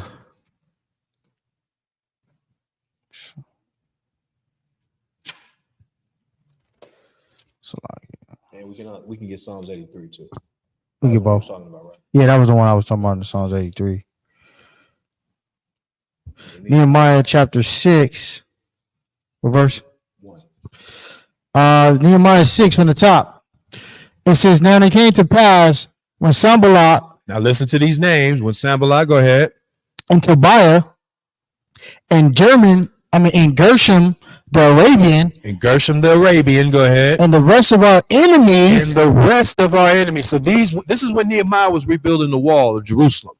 And you had Arabs coming up against him. You had these African nations coming up against him, which were all enemies to Israel. But I'm bringing this to show you that this man being of Arab descent and the rest of his people were enemies to Israel. No different than the Philistines. No different than the Amalekites. You understand? So this is what was going on. But remember, our people were scattered into these regions. Just like right now, the so-called white man is our enemy. But we live in his land. So it's not strange to have a nation that's your enemy, you dwell in their land too. Remember, we read that Jews live in Rome. We know good and well the Romans hated Jews. You understand? But we lived in Rome until the Jews were kicked out. I believe it was by what Caesar was that? Was it I can't think of his name. It's in the scriptures. It's gonna mess with me. I'll get it later. But the Jews were expelled from Rome at one point. So it's no thing for Jews to live among their enemies as we do it now. So the Jews was doing it then. But the Arabs are our enemies. Get that in Psalms 83? Book of Psalms 83. From the top. It says, Psalms 83 from the top. It says, keep not thy silence, O God. Hold not thy peace. and be not still, O God. Uh-huh. For lo, thy enemies make a tumult. Thy enemies make a tumult. A tumult is like a commotion, a noise. They're gathering themselves together to come up against the Israelites. Thy enemies is the word. Read on. They have, and they that hate thee have lifted up the head. They hate us, and now they're lifting themselves up over us. Go ahead. They have taken crafty counsel against thy people. See, crafty counsel. They're thinking about how can we subdue the Israelites? How can we conquer them? This is the same thing that we reading about with Muhammad right here. The same thing Esau did. Same thing went on during slavery. Same thing the African nations did against us. How can we subdue them? How can we profit from their demise? Go ahead. And concerted against thy hidden ones. They have said, come and let us cut them off from being a nation. See, this is the plan of all nations. How can we cut them off from being a nation? So now you see why our names was taken from us. Why we're told not to read the scriptures. You see what I'm saying? Everything that leads us to our nationality, we're told and led away from it and given something else that has nothing to do with our nationality. You see, Christianity has nothing to help. It can't help us. Islam, it can't help us. That's an Arab man's philosophy. That's for them. That's not for you. That's why our people cannot thrive in that situation. Read on. Come, let us cut them off from being a nation, that the name of Israel may be no more in remembrance. For they have consulted together with one consent. They are confederate against thee. Right. The tabernacles of Edom. The first one is who? Edom. Who's Edom? The so-called white man. He's the first one that's heading it up. Because we know he's going to work overtime to try to destroy us and take our heritage from us and make sure that the name of Israel is not remembered by us so much. He says, well, hey, we're going to play the Jews so they don't ever have to look for them. Go ahead. And the Ishmaelites. And the Ishmaelites. Who are the Ishmaelites? The Arabs, the descendants or the forefather of the Arab race that we've been talking about the whole time. So these are your enemies. So now, even though he might have come peaceably, but look what ended up happening when the Jews, if he was peaceable and he was about, you know, as the Quran says, it's supposed to be our piece of humanity, then why didn't he just say, hey, you know what? Hey, it's not for you. Cool. We'll move on. Right. But that's not what it is. We didn't go out causing people to resist to turn to the Bible. The Most High said, I don't need, if you got to restrain them to do it, what's the point? You understand? If you got to get him and tell him, hey, you either serve me or I'm going to kill you. Are they really doing it in sincerity? La. You see what I'm saying? The Most High says, no, I want you to come to me willingly and want to do so because it's the right thing to do and you want righteousness in your life. If it's about righteousness, then why not just let it be? Hey, the Jews they believe what they believe. Let's let them be. Hey, after all, we did take from their book. God. They are our book says that they are the chosen by Allah, so why would we harm them? Y'all see the contradiction now? We read out of the Quran how Israel is the chosen, the ones who the word was given to, the one who Allah said is above all people, and you kill them? Wow.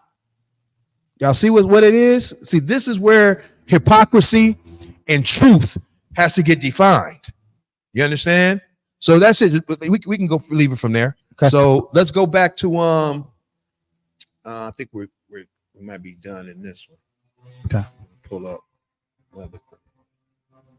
Yeah. So now let's look at this map.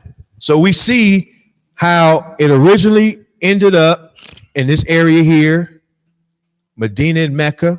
We just read this is where Muhammad had actually started, and from there he began to branch off, and this is where his campaign began to start.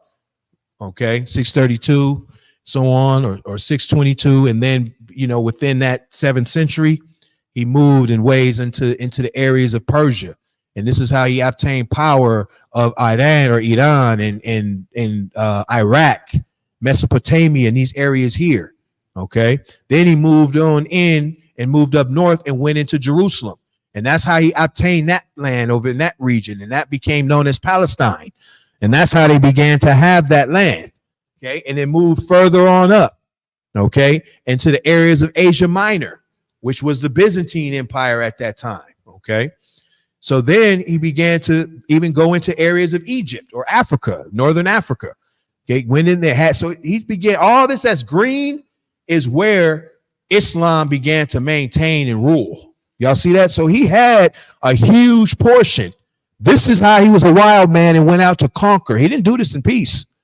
He did this with the sword. He went out and now had an army built and had a strong army in a short amount of time, went out and did a lot of conquering. You got to remember, he went up against Rome. He went up against the Christians at that time who had a great army and military. You understand? Went up against the children of Elam, the Persians and the Medes, the Greeks. He went up against them and he confounded them and destroyed and crippled them to the point where he was able to bring in Islam to be the doctrine of these regions. So when you look at Iran and these places now in Iraq, well, what's the religion that's kept there? Islam. When you look at northern areas of Egypt and Libya, Islam, going all the way up into the areas of Morocco and all of that, you see what? Islam. Okay. And then it made its way into this hemisphere.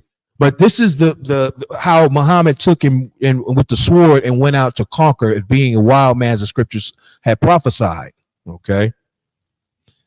So we see here his conquest. And this happened between the 7th and 9th century. So we see that under Muhammad's reign, he didn't get too far. He died before he was able to branch out.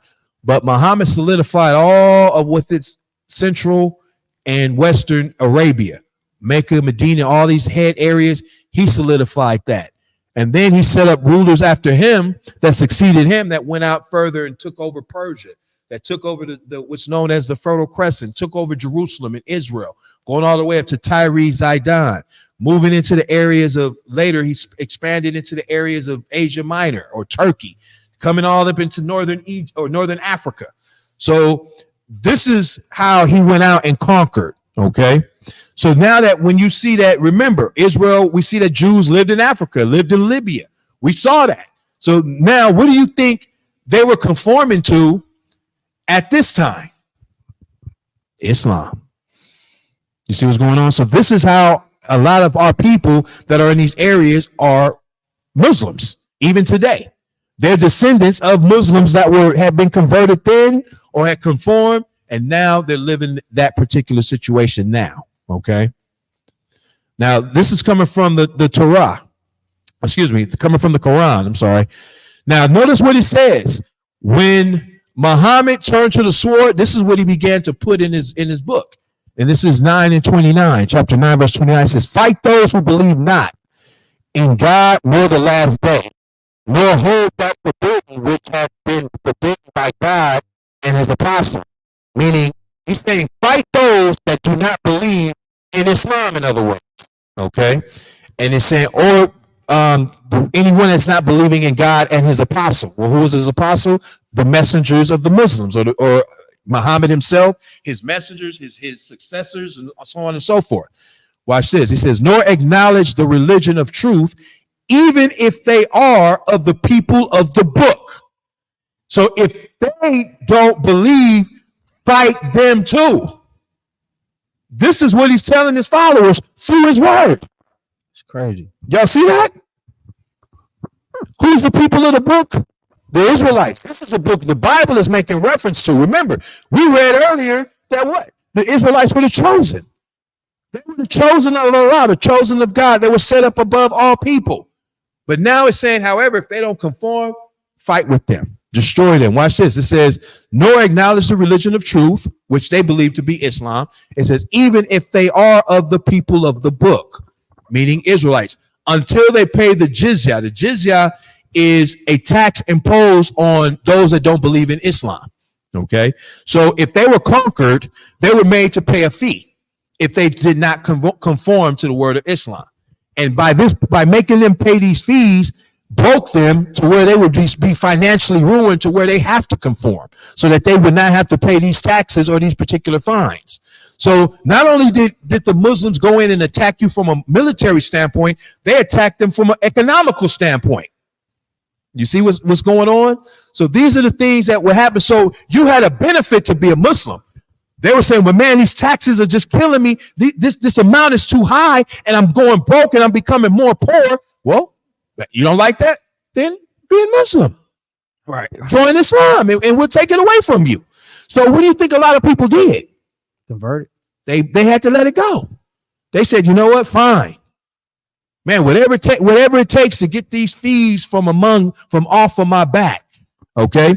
So nonetheless, it says until they pay the jizya with willing submission and feel themselves subdued. So in other words, meaning when they break down, fight with them until they break down, in other words, and they feel subdued.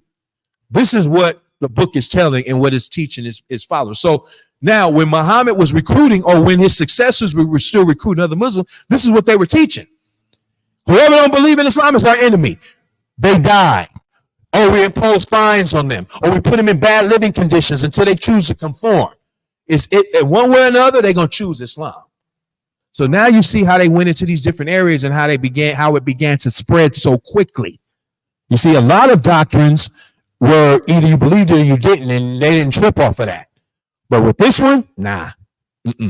That's why in certain countries, like America, you could be what you want to be here. You can be a Muslim, you can be a Christian, you could be an atheist, you could be a Baha'i faith, a Scientologist, you could be a Jew, whatever you choose to be. But you can't do that in Arabia. In those Muslim, those Islamic countries, it's against the law to be of another doctrine. That's jail time, that's penalties, that's death. You see, so that therefore they don't play that freedom and do what you want in land of opportunity. They don't play that. And guess what? It keeps confusion out of their doctrine, though. It keeps it. They don't have to battle and sit there and wonder. No, you live here, we know what you are. But look at all the chaos and the confusion that's here in America with all these different belief systems. But guess what? We were the same way. If you had to be among Israel, you had to believe in the scriptures. You had to believe in the Most High and abide by his law. That was it. You couldn't live among Israel and believe something else. Bring in your God and all that. Absolutely not. That did not work. But you were given the choice to but that was because you wanted to sojourn with us. You understand? We didn't go out and conquer and to try to establish the Torah. We didn't do that. The Most High gave us land and we fought to keep our land. You don't read about us going in, invading other places and all that. Only land that we invaded was Canaan, which became Israel because it was promised to us. You don't read about us going invading Asia Minor and the Jews, the Israelites under David or under Solomon or Asa going into other areas to take over. We had our land and we had more than enough. All we did was fight to keep the laws and keep the nations away from us from going into captivity. That's what we fought for. So let's see something else. So here's violence against Jews. At various times, Jews in Muslim lands were able to live in relative peace and thrive culturally and economically. The position of the Jews was never secure. However, and changes in the political or social climate would often lead to persecution, violence, and death. Jews were generally viewed with contempt by their Muslim neighbors. Peaceful coexistence between the two groups involved the subordination and degradation of the Jews. So in other words, the only way you could live peaceably in an Islamic state that was controlled by Muslims is that you had to admit and acknowledge your complete submission and subordination to Islam or to those rulers of those Muslim rulers. When Jews were perceived as having achieved too comfortable a position in Islamic society, anti-Semitism would surface, which is funny because Ishmael is a Semite. So how could there possibly be anti-Semitism? But again, it goes back to, it doesn't matter. It's about enforcing their policy against, even if it means, when we just read, even if it's against the people of the book. Y'all see that? So it says, anti-Semitism would surface often with devastating results. On December 30th, 1066, Joseph Nahagid, the Jewish vizier of Granada, Spain, was crucified by an Arab mob that proceeded to raze the Jewish quarter of the city and slaughter its 5,000 inhabitants. This riot was incited by Muslim preachers who had angrily objected to what they saw as inordinate Jewish political power. So if they even thought you were getting some type of authority, they came down on you. They made sure that you stayed here. But guess where they got that from? The Bible. Remember what the curses? Thou shalt get up above thee very high, thou shalt come down very low. Remember, if we were to keep the law, we shall be above all nations, and they shall be under us.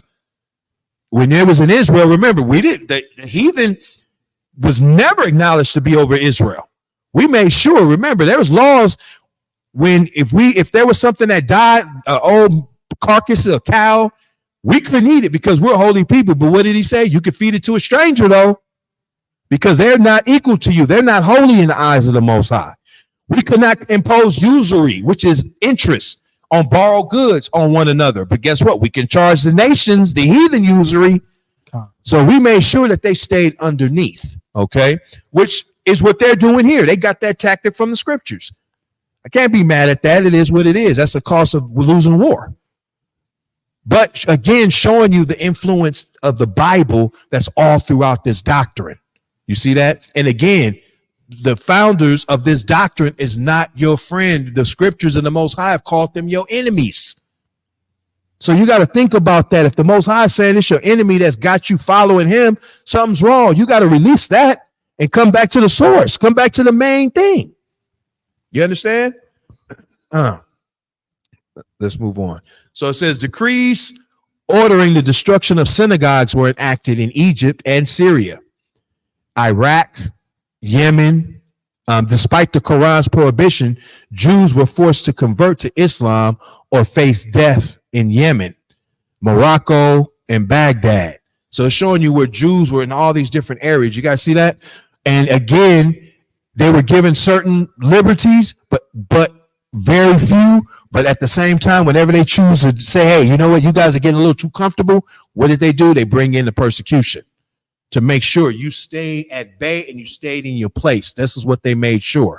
Okay. It says it would not be difficult to put together the names of a very sizable number of Jewish subjects or citizens of the Islamic area who have attained to high rank to power, to great financial influence, to significant and recognized intellectual attainment.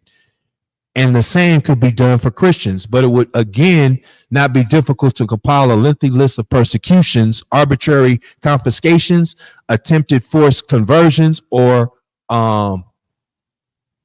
pogroms. Okay, so meaning that if you have these people that were somewhat becoming high in society, they were persecuted. They confiscated goods from them. They made sure that they brought them back down to their level of which is being insubordinate or inferior to a Muslim. Okay, so they made sure that their own was on point or on top.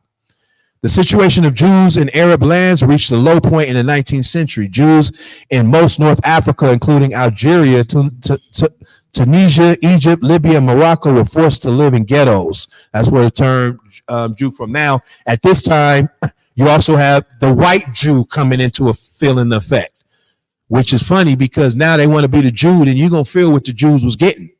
Since you want to claim it so much, or you want to be a part of it, then you get the whole piece. Don't eat a piece. Don't get a little bit of it. You're going to get the whole thing. So a lot of them caught hell persecution too early on. Okay. Which led to Hitler and that whole campaign. Yeah. Okay.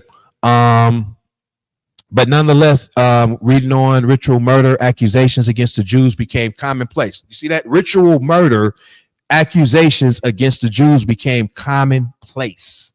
Okay. By the 20th century, the status of the dhimmi in Muslim lands had not significantly improved. What is a dhimmi? This is a dhimmi. Still, as people of the book, Jews and Christians are protected under Islamic law. Well, we read that, but were they really protected? Absolutely not. It's hypocritical. They're the people of the book. They're the ones chosen by Allah. But what did we just read? If they don't conform, then kill them, fight with them, even if they be destroyed. You see that? So it says the traditional concept of the dhimma writ or of protection. So a dhimma was like a policy that protected a Jew or a Christian, okay, or a non-Islam or non-Muslim. It said it was extended by Muslim conquerors to Christians and Jews in exchange for their subordination to the Muslims. People subjected to Muslim rule usually had a choice between death and conversion, but Jews and Christians who adhered to the scriptures were allowed as dhimmis, protected persons, to practice their faith. This protection did little, however, to ensure the Jews and Christians were treated well by the Muslims. On the contrary, an integral aspect of the dhimma was that, being an infidel, he had to openly acknowledge the superiority of the true believer, the Muslim. So you see, no matter what, they wanted to make sure that you acknowledge that the Muslim was a superior person to you, even though you were the people of the book. See how that goes? Remember, the Most High said he made the worlds for your sake. The covenant is to you. How the hell is he? So that shows you that this right here is showing you the level of hatred and the level of envy that the Muslims had towards the Jews, towards the children of Israel, because they're not the children of the book. So this is why these things were made specifically to target Jews and those that were considered following the doctrine of Christ, which were Christians. So during this whole campaign, we were focused on a lot of the attacks. Why? Because again, we're the true people of the book. And as long as we exist and as long as we profess that, it makes them look ridiculous, because they say, wait a minute, if they're the people of the book, then who the hell are y'all? Right. And if the Bible was first and y'all following the Bible, well, don't that make this a copy? And aren't you plagiarists? You see what I'm saying? So now this put them at odds and say, well, no, we got to make sure that they stay here. We're going to put them there. No, we're the ones that's superior. Allah made us the ones now, and we're going to rule it. But where's that at in the Bible? Where's that at in the Quran? Again, the Quran has no prophecy. So how is it the book of the Lord? So this dhimmi is just political jargon. This is it's just bull crap they use to make it seem as if they're trying to protect the Jews, but they're really not. Absolutely. Okay. That's exactly what it is. So it is similar to now how they give you, look at the same thing they do now in America, freedom of speech. Did we get out loud? You see what I'm saying? Yeah. But they say freedom of speech, just watch what you say. Did we get banned? You see what I'm saying? Yeah. Shut down and your account canceled, or look at all the protests that we were doing during civil rights. But yet the Constitution has freedom of speech. But listen to this: the Constitution also says you have the right to bear firearms. You walk down the street with your weapon. Let's see how long that lasts. You see what I'm saying? So it's hypocrisy. Freedom of religion. You understand? So all of these different things that they put out. But remember, here's the thing: those constitutions was put out not for you. That's put out for them and their rights. You don't have no rights. You're property. You see how that works? That's the difference. Same thing to a Muslim. You are property. And the only reason why they allowed the Jews and the Christians to exist and to move on is because they got money from them by paying the taxes. You see what I'm saying? That's the whole thing. You say you could do that, but you're gonna pay this money. So because we got to remember, wars is not free. Where do you get money from? So when they conquer a region, they'll say, listen, instead of it, because here's the thing: when you get wise to war, if you kill everybody, then you have no servants. You invade a country and you just kill everybody. You there, but then it's like, well, damn, we still got to work. Well, what was the point? But if you conquer them and you bring them into subjection and you say, listen, you can still worship and keep your religions or whatever, but there's a fine that we're going to impose, and we'll give you rights and certain liberties and things as long as you keep yourself under these protocols. So a lot of them say, okay, that's fair. And they'll pay this money. And this is how they were receiving the finances and the wealth. Remember, the Most High said, I will bless them and they will be a great nation.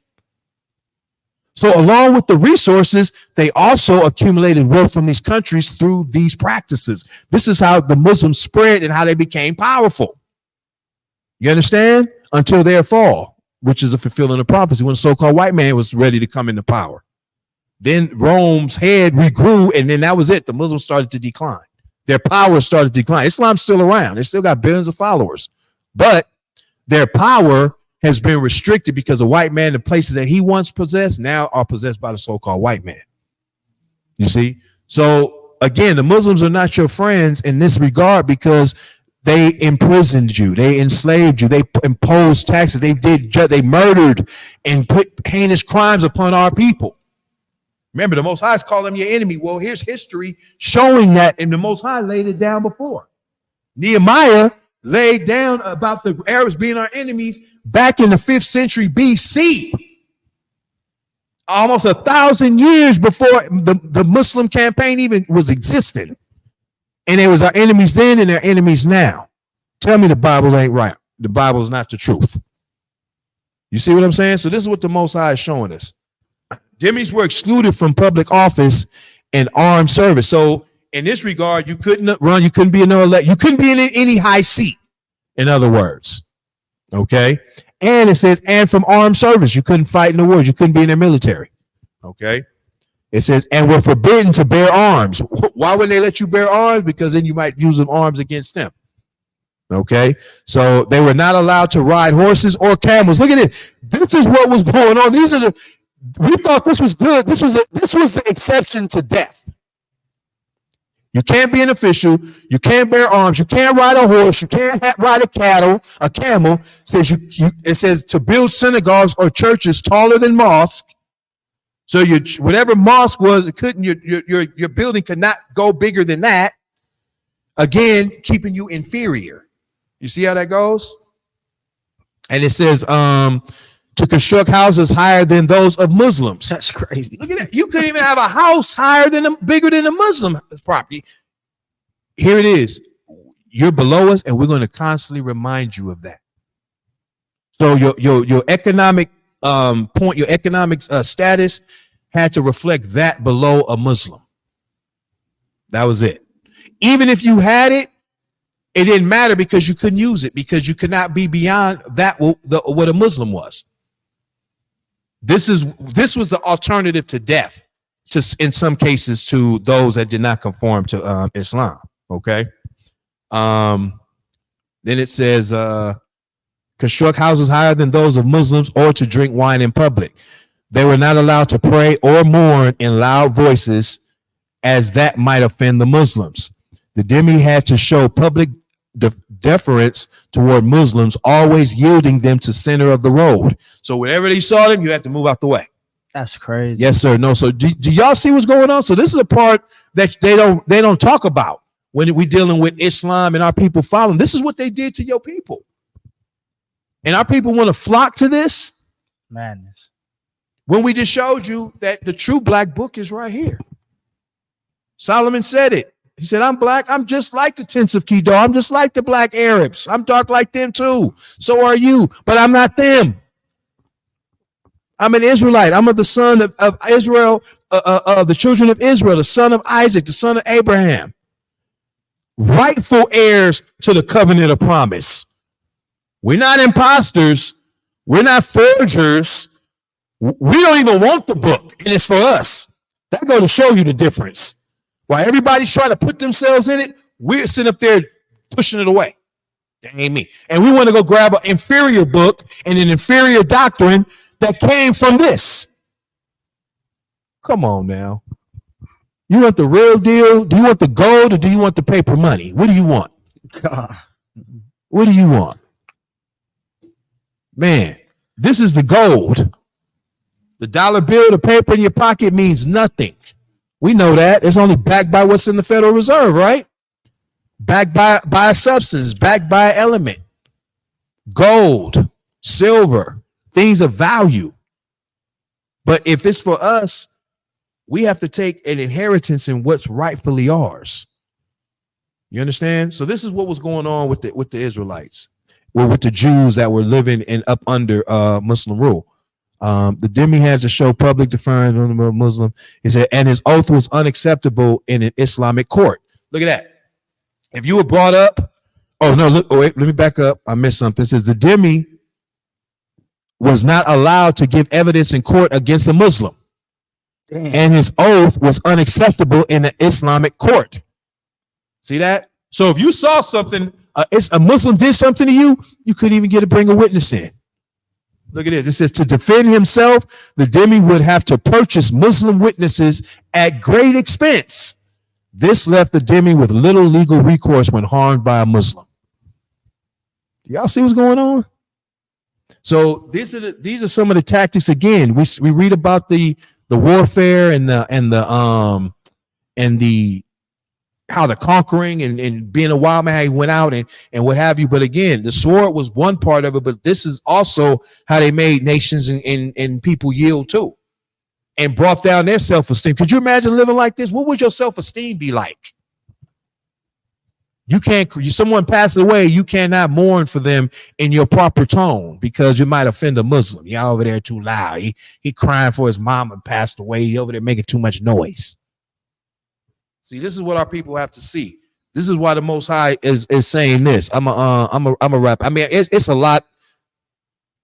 Here's a book. Oh, here's a good book that you could get too. It's called Jews and Christians Under Islam. Okay.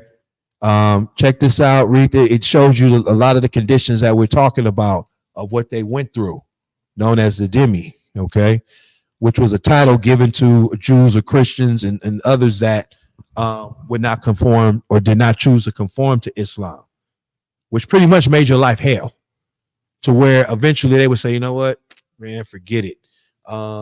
So there was a lot on it. I'm gonna wrap it up. It's kind of late. We might have to do a part 2 on this. Okay. What y'all think? Y'all want to hear a little bit more of this, or y'all good with it? I'm gonna close out with one.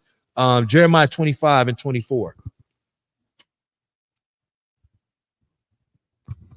This book of Jeremiah, chapter 25, in verse 24.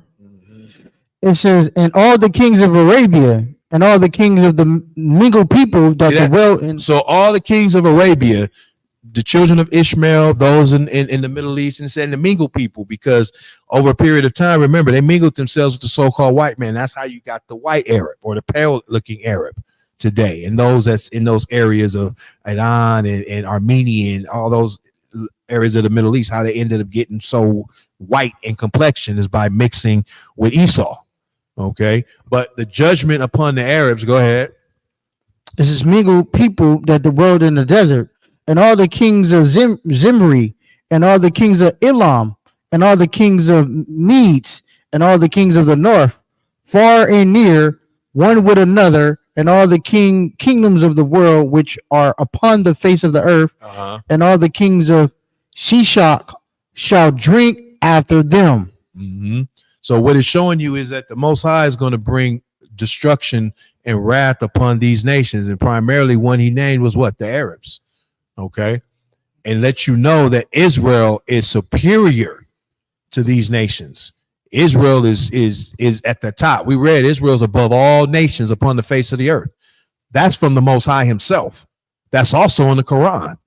However, due to their envy and their hatred, they're not going to acknowledge that. They make sure, because think about it. Didn't it just say in their book that the Israelites and the Jews are the people of the book? God, it did. But then look at what they impose upon you. Look at what they're doing. You understand? Policies, man. That's Man. like Daniel on Big time. policies. Yeah. Big time. Was that all of that? Up to verse 28? Verse 27, it says, therefore thou shalt say unto them, thus said the Lord of hosts, the God of Israel, drink ye and be drunken, and spew and fall, and rise no more, because of the sword which I will send among you. And it shall be, if they refuse to take the cup at thy hand to drink, then shalt thou say unto them, thus said the Lord of hosts, ye shall certainly drink. You see that? So the Most High said they're going to drink of that wrath, whether they want to or not, because look at that. That's a repercussion of what they did to us. They made sure that we did what they wanted us to do. The Most High in return is going to say, nah, if y'all going to drink, don't close your mouth. You're going to drink of the judgment that's coming upon you for what you did for the children, what you did to the children of Israel. That's what the Most High said. Let's flip over to the book of Joel. One more.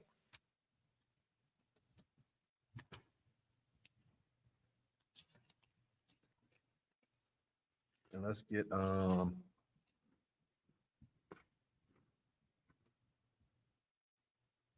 chapter 3. Okay. And let's read verse 3. Verse 3. And they had, Start at verse 2, actually. verse 2. I will also gather all nations. I'm sorry. Start at verse 1. From the top.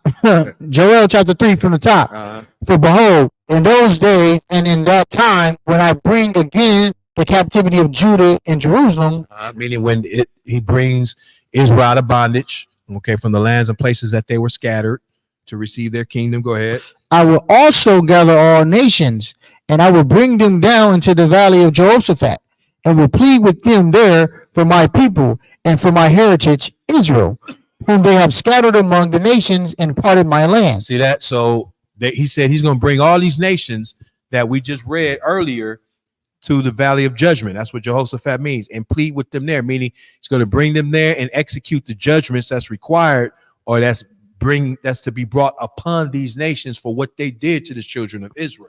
And he said, for my heritage Israel, and he says, for they have scattered them among the nations and parted my land.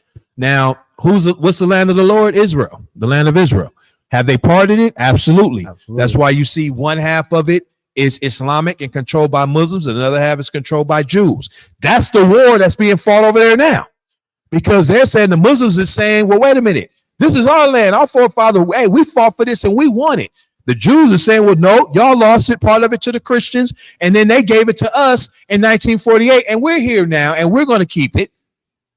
You see what I'm saying? That's all that's happening.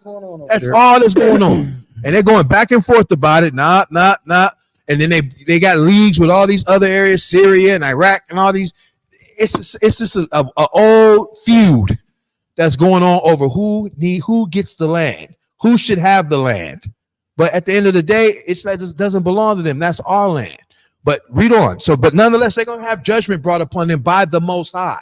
Read on. And they have cast lots for my people, and have given boy for an harlot. So this was done, even we always use this to deal with Esau, but you got to remember, we read in all these different places in Mecca, the sub-Saharan slave trade, a lot of the Muslims took Jews into Spain. They took them into northern Africa, took them back into Arabia, into the areas of Medina and Mecca, and made them slaves as well. Sold them to the Africans and sold them to the so-called white man. And that's where you get the transatlantic slave trade and how Negroes began to come over here into the Americas and populate these areas here and were sold and bought as slaves. You understand? So the Muslims have an extensive part of our demise. Do y'all see that? And yet our people don't think that, oh, well, it's just a religion. No, that's a religion that was founded by our enemy and our oppressor. The so-called white man is not our only oppressor. We see how they were oppressing us in their land. We see how they took the sword to us if we did not choose to conform to their doctrine. Okay. But the Most High, he's seeing all of that, and he's going to redeem Israel and make them pay for all that they've done. So it says, they cast lots for my people and have given a boy for a harlot. So have sold our boys young men into slavery to make them sex slaves and all of that. Women too. Go ahead. And girls for wine, that they might drink. And they were sold for wine, for rum, tobacco, cocoa. Read on. Yeah. And what have ye to do with me, O Tyre and Zidon? Tyre and Zidon were the areas that were a little bit further north of Israel that was possessed by so-called Africans, the Canaanites. Okay, letting you know of the Hamitic nations. They had a part in our demise as well, in our captivities. Okay, so our people are left, and they're not turning right, they're turning left. Want to claim African heritage. African sold us into bondage. They did us wrong. That's a whole nother lesson. Africans did us just as bad as us Arabs did. See, we think the white man just did us wrong. No, these other nations did us foul. The Africans, the Arabs, the most did us foul. Just as bad, if not worse, than the so-called white man. You understand? The white man just took it to another level because he brainwashed us completely. Whereas the Africans, they didn't do a lot of that. They let us you see that they let us stay Jews, but they imposed all these restrictions and made it inconvenient. The white man robbed and took everything. He used psychological warfare for the most part. Okay. But it says, what do the African nations have to do with the Most High? Read on. And all the coast of Palestine. See, that goes back to who's in Palestine now. The Arabs. You understand? So right now you see that the Arabs and the Palestinians, or excuse me, the Palestinians and the so-called Africans, the Arabs and Africans have come together to sell the children of Israel, young men and young women. Read on. All the coast of Palestine. Will ye render me a recompense? And if ye recompense me swiftly and speedily, will I return your recompense upon your own head. Because ye have taken my silver and my gold, and have carried into your temple my goodly pleasant things. So when they invaded Jerusalem, remember and that right after the time of Muhammad, the Muslims invaded Israel and possessed Jerusalem. Okay, what did they do? They took all the remnants of things that were there, the houses and the lands. Remember, the temple got destroyed in 70 AD, but they came in and they took hold of that land. Okay, destroyed a lot of the replicas, took the replicas for their own that was there, or took the monuments and things that were in that land. Okay, read on. The children also of Judah and the children of Jerusalem have ye sold unto the Grecians. You see that? So showing you that the Arabs and the African nations sold the children of Israel to the Grecians. Who are the Grecians? The Greeks. What nationality? Whites, Edomites, Caucasians. There's your transatlantic slave trade right there In the Bible. all day. Show me a book that can lay down history like this and show it before it happens, because in the time of Joel, Muslims weren't ruling. See, understand? Yeah, facts. That's a prophecy. And they didn't do the Muslims surely at this time did not fraternize and coerce with the African nations yet. Right. And the white man wasn't even in power to be sold to in the time of Joel. That happened. So we're seeing that something that was going to unfold over a period of time. So here we have the Africans, the Arabs, and the so-called white man involved in the selling and the dispersing of the children of Israel as slaves to all these different areas. Some were shipped into areas of Europe, to areas of other parts of Africa. Some were brought into the Americas, South, Central, and South America. That's how we ended up here. We're living proof of that. Right. All day. You understand? So the Most High is going to come down on these nations for what they've done to us. And our people need to come out of that doctrine and see and really just start doing some research. I only just showed you some simple things that you can get on the internet. You know, get a couple of those books, look at them. But I showed you in their book and in the Bible first how one, it's hypocritical to what the scriptures are saying. It's against what the Bible is saying. And one, it has nothing to do with our people. Has nothing to do with our people. This Bible is what our people need right here. This is what's going to change us. This is what's going to get us out, because that's the thing amongst the Black Islamic community is, you know, we need something that's going to repair Black people and repair minorities. And well, what's going to repair you more than getting right? The Bible's telling you to get right. Stop stealing, stop killing, stop worrying, get off drugs, eat right, have love for your brother. Hey, come together, unite, and fight your enemy. What could be more? What could be better than more productive than that? Stop worshiping images. Stop following inferior doctrine. Stop following inferior people and take the throne and wear the crown of the kings and queens of the earth. That's what the Most High is showing us. But our people don't want to do that. They want to still be the servant. That's that servant mentality. Our people are modern day demis. Which then stems to dummy. You understand? So, you know, our people we gotta get it right. And that's why we're here to learn, and we can better educate ourselves and educate our people. So we're gonna wrap it up with that. All praises, family. All praises, man. Peace and blessings to everybody that's tapping in. We appreciate y'all. We got the elder back. We'll come back next week, Most High permits, with some more fire. Y'all go ahead and take that, right? Get some of that history. Save it in the archives. And feel free, if you got any of these topics in mind, you can always email us at believersoftheway144k@gmail. Some stuff that the elder want to go into, or anything you suggest, you can go ahead and let us know. We here. But shalom, family, shalom. Y'all stay safe. No, bless that. Yeah.